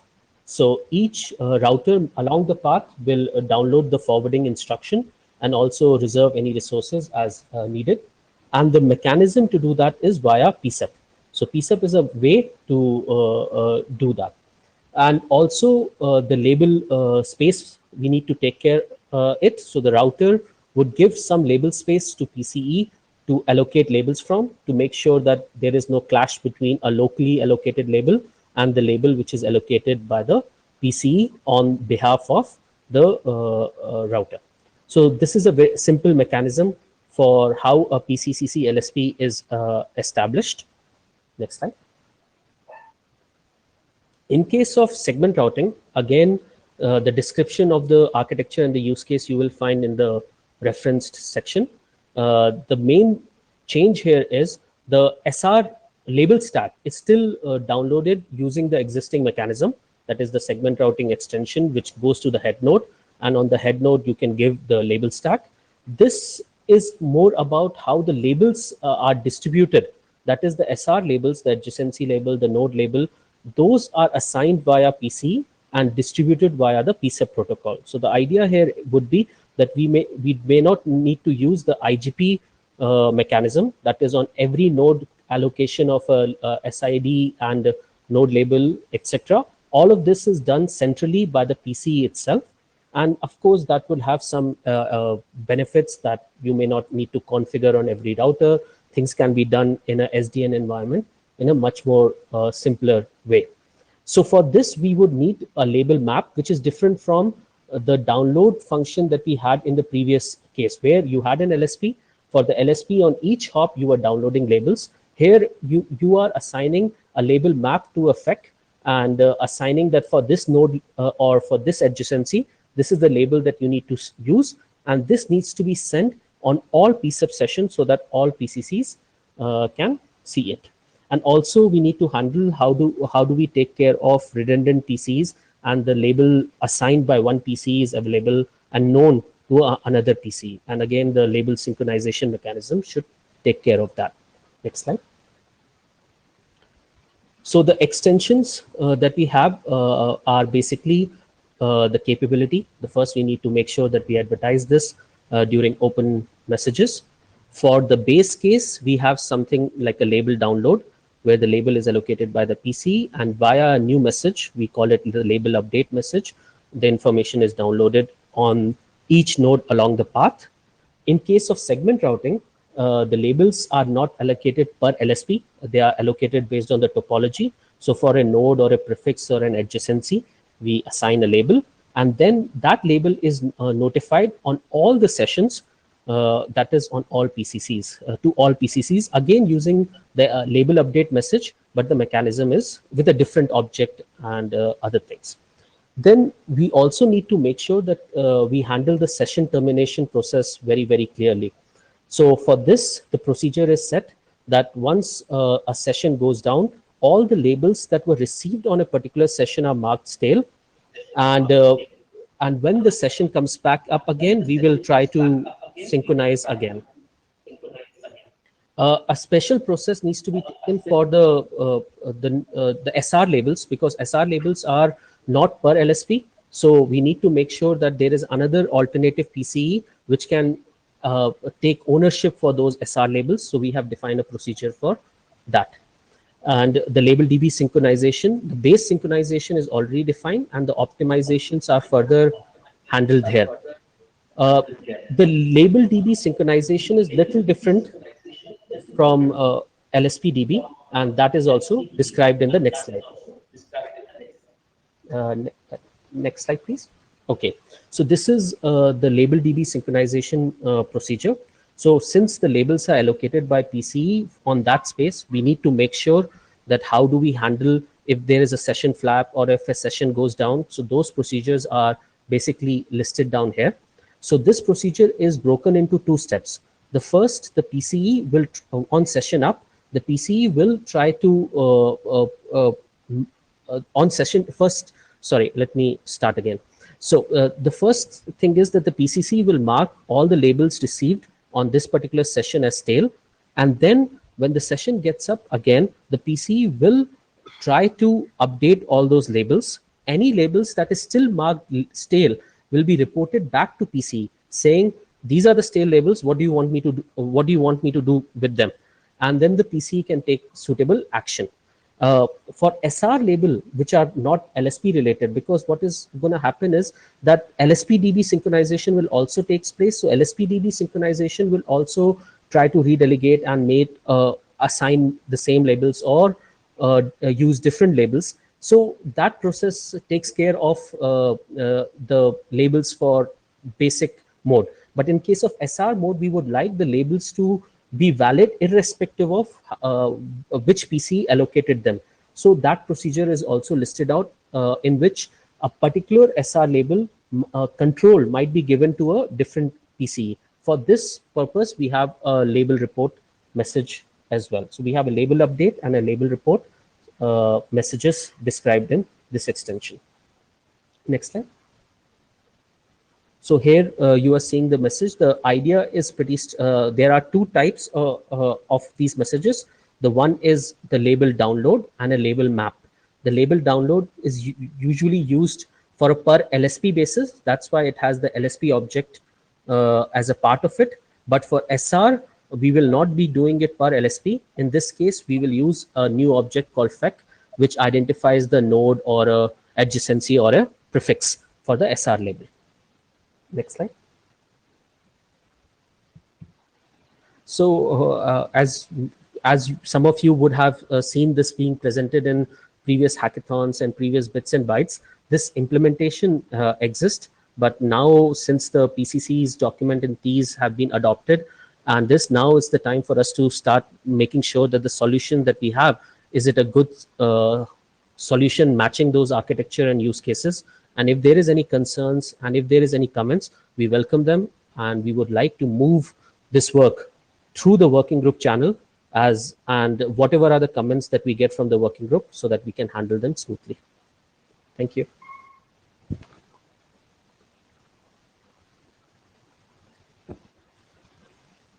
Thanks, Dhruv. Any comments for Dhruv?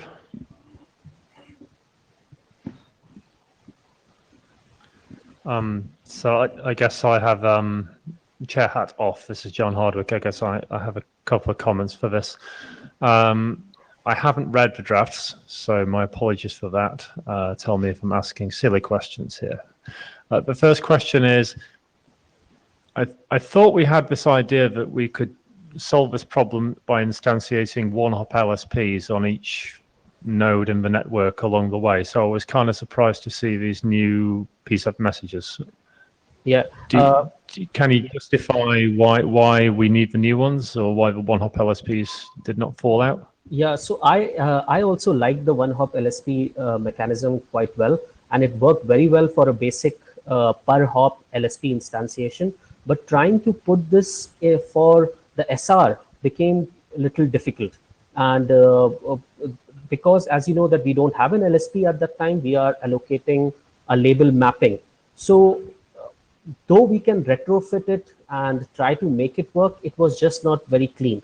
So the implementation choice at that time, what we made was, let's have a new message and see how it goes. But we are completely open to the working group, and whatever working group feedback that we get, we will change it. And I know that my co-author Adrian is, I think I can see in the queue, he might have some opinion. So I'll give the floor to him. Yeah, thanks. Well, maybe I won't talk. It is kind of on, but it's a bit quiet. You to talk. Adrian Farrell. Yeah, so Dhruv and I exchanged email on this when I was actually paying attention, caused by him writing the slides. And I'm pretty much in the same camp as John, that I would like to make this possible, or as much as possible, use existing messages rather than new messages. So I think Dhruv and I will have a little huddle about this afterwards and see whether we can't at least collapse some of it into using existing messages. Thanks. And it kind of brings me on to part two of what I was going to ask. So you mentioned that one of the rationales for having separate messages was to cope with the SR case, and I had a little concern with the SR case that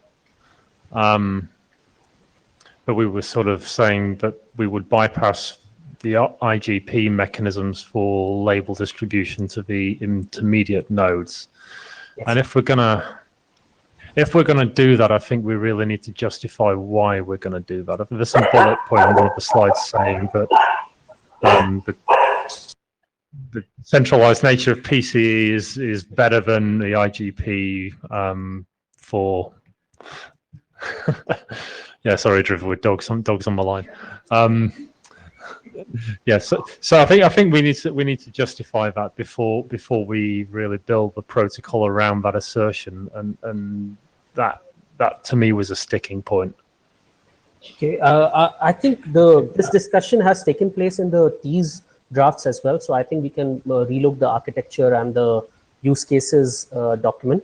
They do delve that yes, the IGP mechanism is valid and it's useful, but if PCE is also managing the label space, and as we know, via doing it IGP mechanism, the SR draft is become little heavy with respect to the sRGB and other mechanisms and Anycast and other things. So having a PCE mechanism to manage the label space has some advantages. So what we can do is, in our document, try to make sure that we highlight that clearly, that why we are doing this.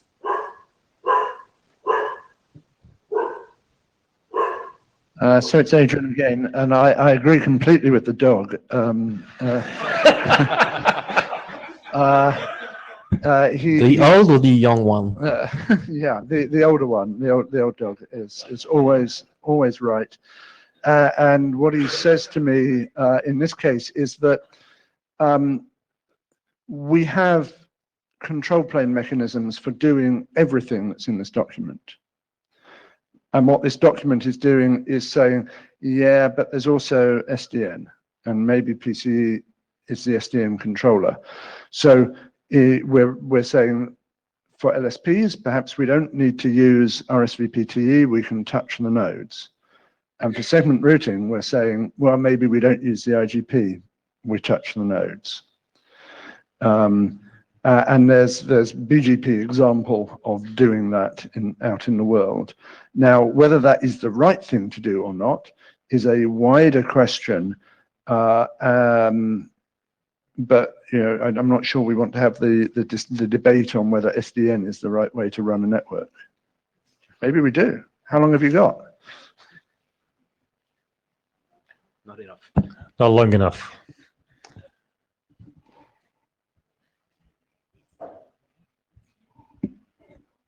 Okay, thank you, Drew. The last presenter is Young.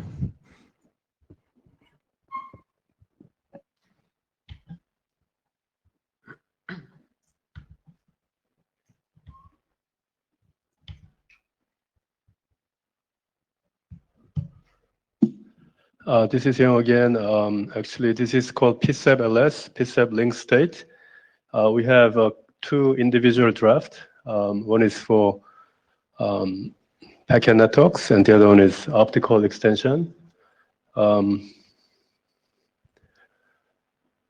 Yeah, I think we need to understand where does this work fit. Actually, this is applicability. This fulfills the applicability of ACTN into PCE. I think stateful HPCE fulfills multi-domain coordination function of ACTN, as well as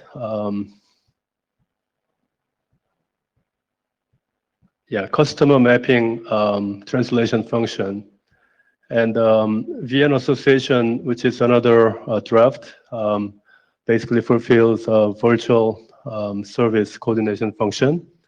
And this PSAP-LS basically fulfills abstraction function with the support for abstract topology in both southbound and the northbound, which is known as MPI in the ACTN context.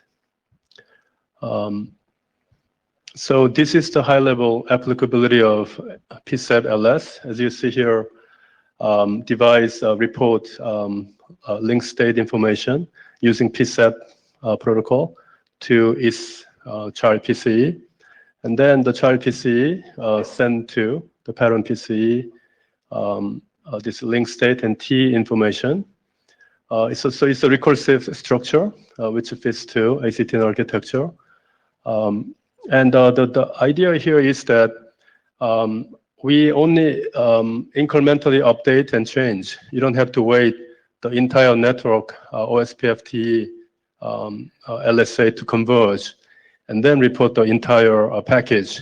Anything happens in local link and node, we basically transport to the controller. So the controller would be having the up-to-date information rather than waiting for OSPF-TE to converge, and then maybe BGP-LS package that using BGP-LS. So this is a very native PSAP mechanism for that.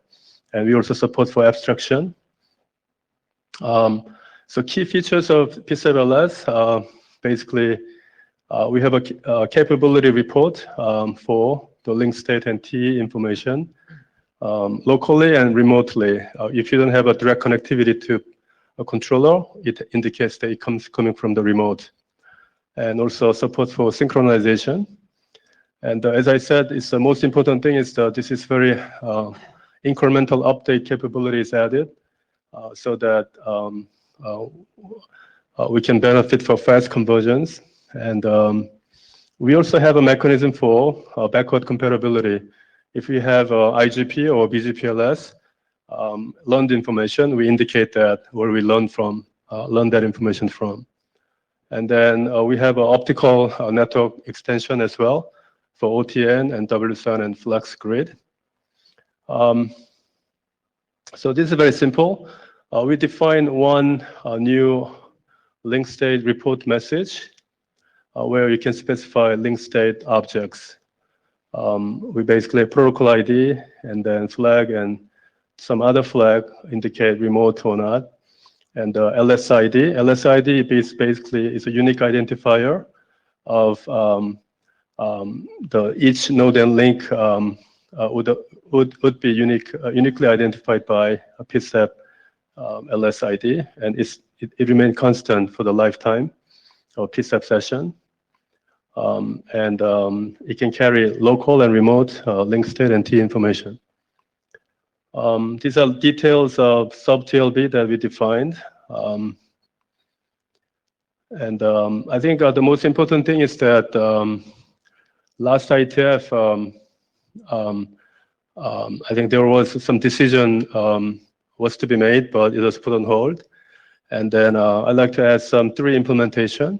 We have hierarchical transport PCE controller, which is driven by H3 and KT.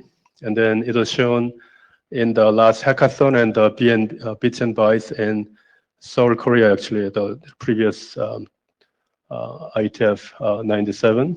And then we have another ONO-based controller, which is open source. Open source ACTN project, actually, we have a GitHub indicated over there. We implemented PSAP-LS on SBI as well as MBI. And another implementation, which we haven't documented in the current draft, is a CTTC. They implemented stateful PCE controller. They actually published a paper in ICTON conference, which just took place 2 weeks ago in Spain.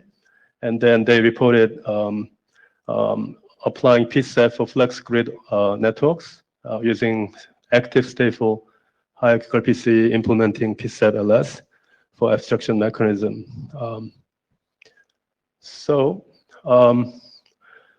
PSAP-LS completes ACTN applicability to PCE and stateful HPCE.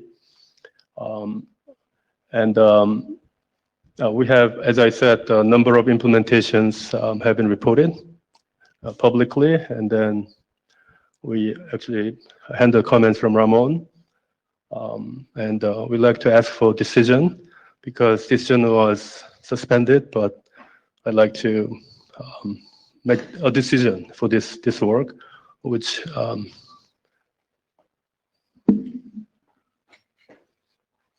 Yes, my name is Bin from E3, and so I like comment to the implementation report. Actually, we did the POC with PSAP-LS, and we have 3 recovery schemes based on the SDN controller.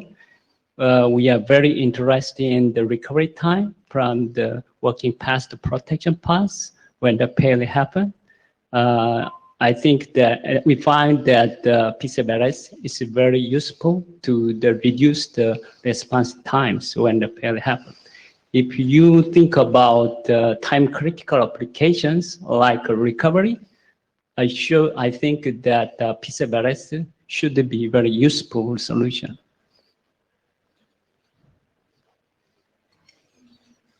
Jean-Marie, Orange. We all agree that link state synchronization is a useful feature. All the more we already have IESA-STE, OSPF-TE, BGPLS, TE topology young modules, and I probably forget some of other things. So I still don't see the rationale to put that in yet another TCP-based protocol. All the more as you mentioned ONOS as a prototype there. ONOS and ODL already support various protocols, including some of the ones I mentioned before. So the feature is already there. So why would the routing area define yet another T synchronization support for that? As I said, OSPF-TE or ISIC-TE, you have to wait for full convergence distributed using RSP-TE. So as it's been indicated for mission critical recovery, you can't afford waiting for convergence. So this is improvement from existing IGPT mechanism. And BGPLS also use OSPF-TE mechanism and then package it using BGP transport. So, and I would say this one is actually proven in the experiment how quickly it can fix the problem to avoid the blocking. And so I kind of, ask for working group to respond because, you keep saying that we have other mechanism. Other mechanism is not same as this mechanism. Well, maybe you can improve the others. If you want to add the... You want to improve OSPF-TE or PCEP-TE? I mean, that's very obvious, right? Now we are shifting to more centralized. Yang is actually binary. I mean, it's not binary, okay? It's a text protocol. And we don't know how fast it can converge compared to binary. We have actually some experimental results that binary is much faster. So we can show it to you if you want, if you're interested. I agree about binary, but we already have at least 3.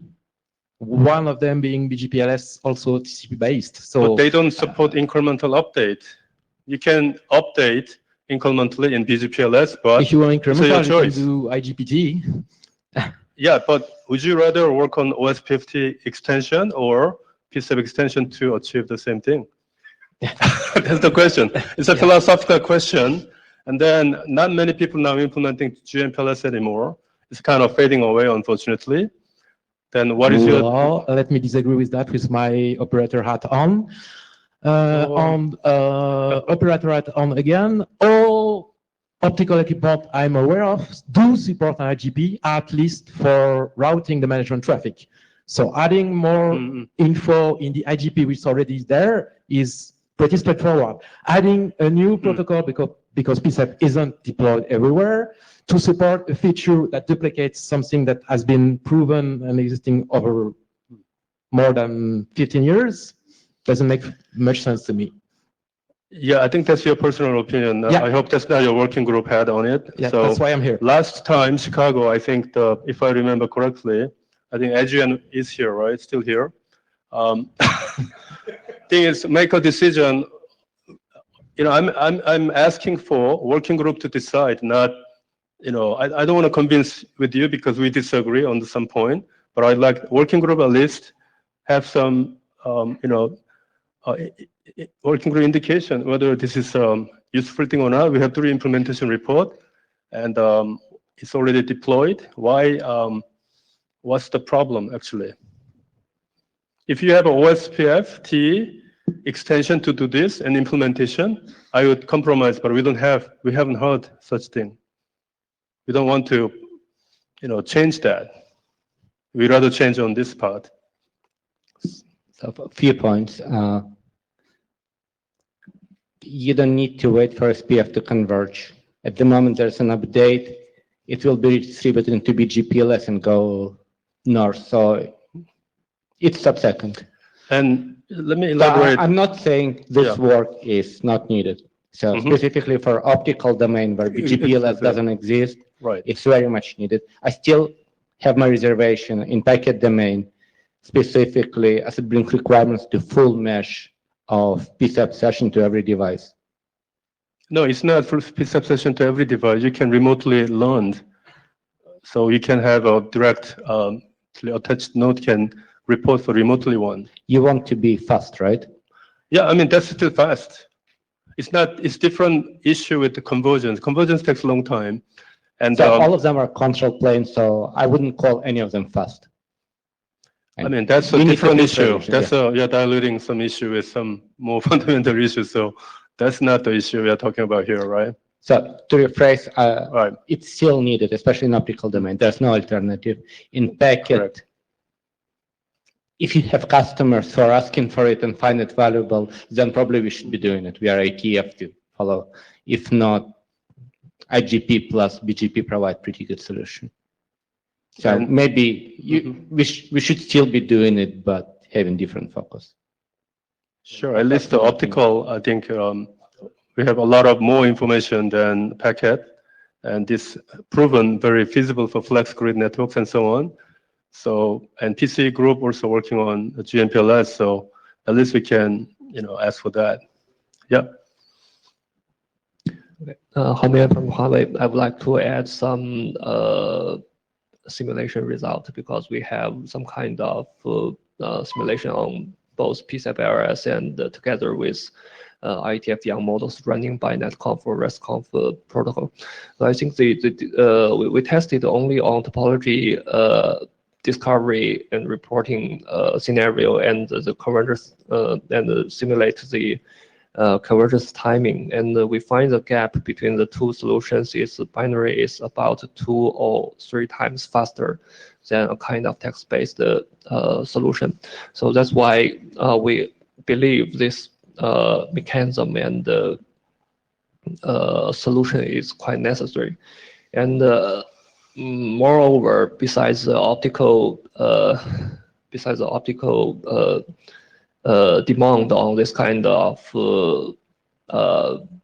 PSAP solutions because the lack of IGP, BJP on the transport side, there is still future upcoming demand from, say, microwave side.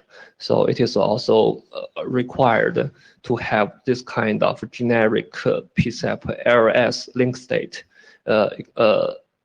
as a starting point for us to do some technology-specific extension. So currently, what we can see already is we can see the future of optical extension and the microwave extension.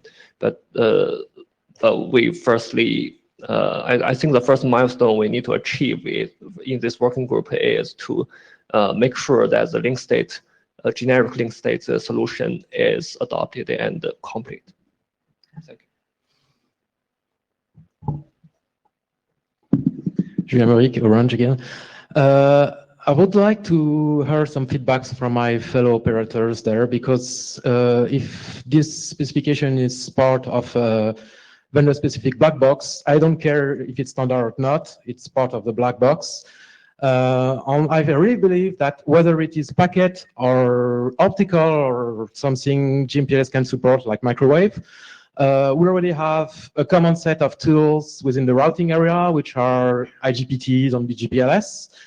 If we want to push the standard forward, those are the ways to go. If you want to turn your optical LS into BGPLS, you have a blessing.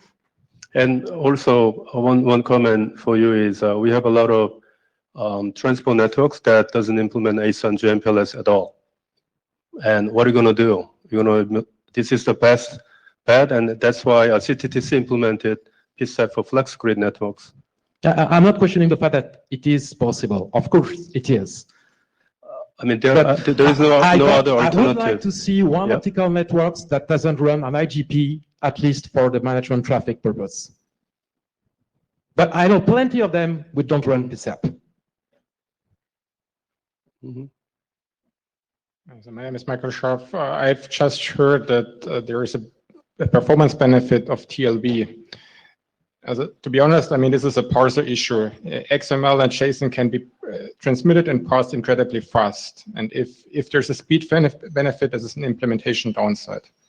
So I don't see that TLB is anything to be considered here in that discussion.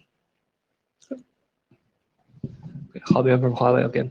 I need to clarify a little bit because we, both the Yang and I, agree that there are existing similar approaches, but what we are proposing here is not to arguing the other is bad or something. Even we have simulation, we are saying the PSAP-LRS is something that should be coexist with our other solutions and complementary rather than competing with each other. We are not fully overlapping in the scope. That's our point. Can we make this final comment, please? I just wanted to rephrase my question. Are we a standard development organization or a catalog development organization? Yeah, so I think, I ask you because you're neutral here as a co-chair. At least, I ask working group whether, how does working group feel about this as a, consensus process, the procedure. We haven't done it, and we have a lot of interest. Implementers came and, reported. So my thoughts on this, I'm trying to be as neutral as possible here. Both for this and the previous thing that Dhruv was saying, we have examples of occasions where we're using PSEP to distribute information which would traditionally be distributed by the IGP. So this moves PSEP, further away from the path computation provisioning side to be more in the distributed database game. And it seems to me to be a bigger step. And when I think about what we're chartered to do in this working group, it's not completely clear to me that we're chartered to do that kind of thing. So I think I need to have a conversation with our AD about the charter and the scope of this working group and whether we are even in principle allowed to adopt solutions which do the kind of job that you're asking. Now, it could be that it's not and we need to recharter to take this on, or it could be that it is and there's no draft, but I think that conversation needs to happen this week. Okay. Can I have response for that? Do you think PCCC, which is adopted by TIS as an architecture, would that be original PC function you envision? It's not, right? Obviously. No, but I think the charter was expanded to take on path computation and provisioning. Label assignment as well?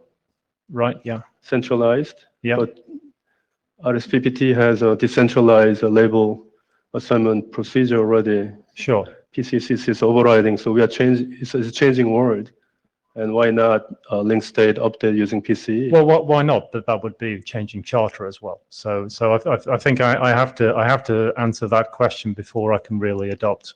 But I mean, assuming we answer that, I'm interested in the room. Lou, you want to interrupt? Lou Berger. Speaking as TIS chair. Yeah.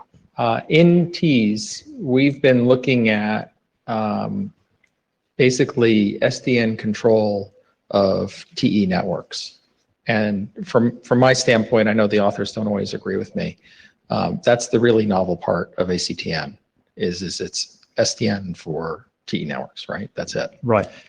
We do have some discussion, we actually talked a little bit about this morning, where we're looking at PCE and PSEP as the way to go from the controller down to the network. Whatever the network may be, maybe it's an element, maybe it's not. And so we've been acting with the presumption that moving PSEP towards an SDN control protocol was okay. That doesn't change anything you just said, where you got to make sure that it all lines up with your charter and your AD, but we sort of been assuming that you're going to go that way. Okay. So I read what is being asked for here is consistent with the TIS work on SDN control of TE networks. Okay. Thanks. So I'm just concerned to make sure we're not overreaching. I think it's all good. As I said, it doesn't contradict it. I'm just saying that we've been going down a path with an assumption of where your group was going to go. Yeah. But it was our assumption. It's good for you to decide where your group's going. And so the question for the room then, which I think we have to ask, who wants to see PSEP LS adopted in this working group? Raise hands. 4, 5, 6, 7, 8, 9. Okay, I count 9 hands. And who does not want to see PSEP LS adopted in this working group? Okay, I see 3 hands. Okay, so that's... I think it would be interesting if, hearing from Julian, if he thinks that the notion of PSEP's use in an SDN controlled TE network is appropriate. Because I'm not sure if you're saying no to BGPLS because you don't like the specifics, or no, because you want to keep the distributed model, the fully distributed control model? I'm Julian Rick again. I mainly want to avoid duplication and overlaps between the protocols we have on the table. And this feature is already more than well covered by others.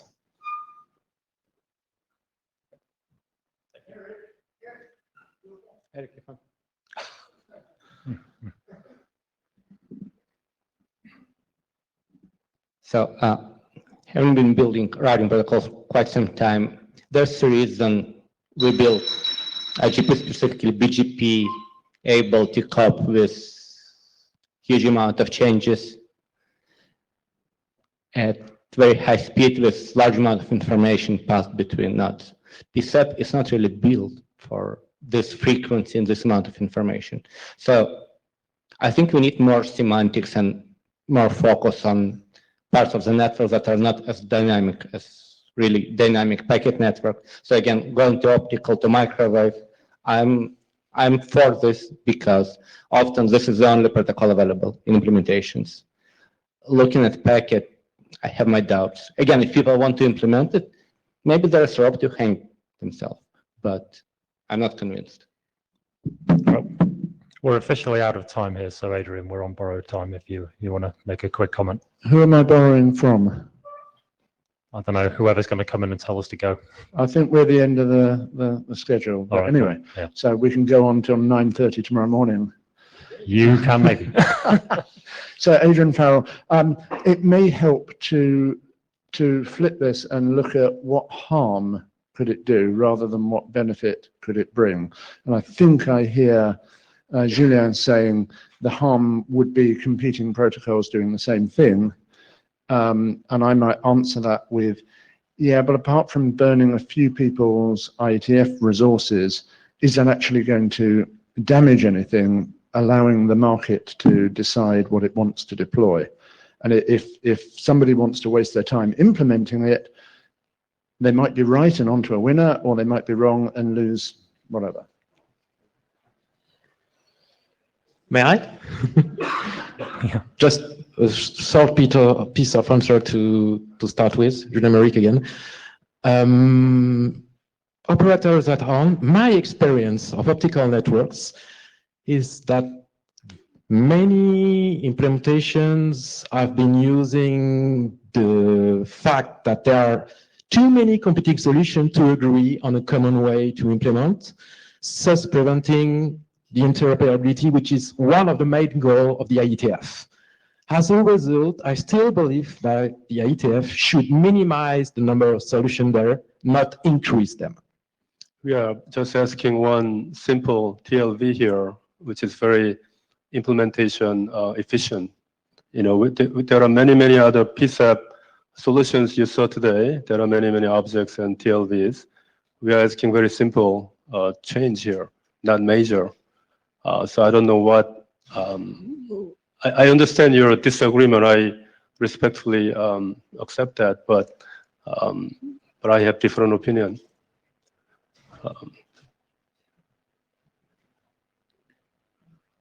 So what is your, you just ask people, what's your decision? I mean, make a decision, if either killed or continue on. You know, it's been a while, so we'd like to hear your consultation with the AD and then let us know.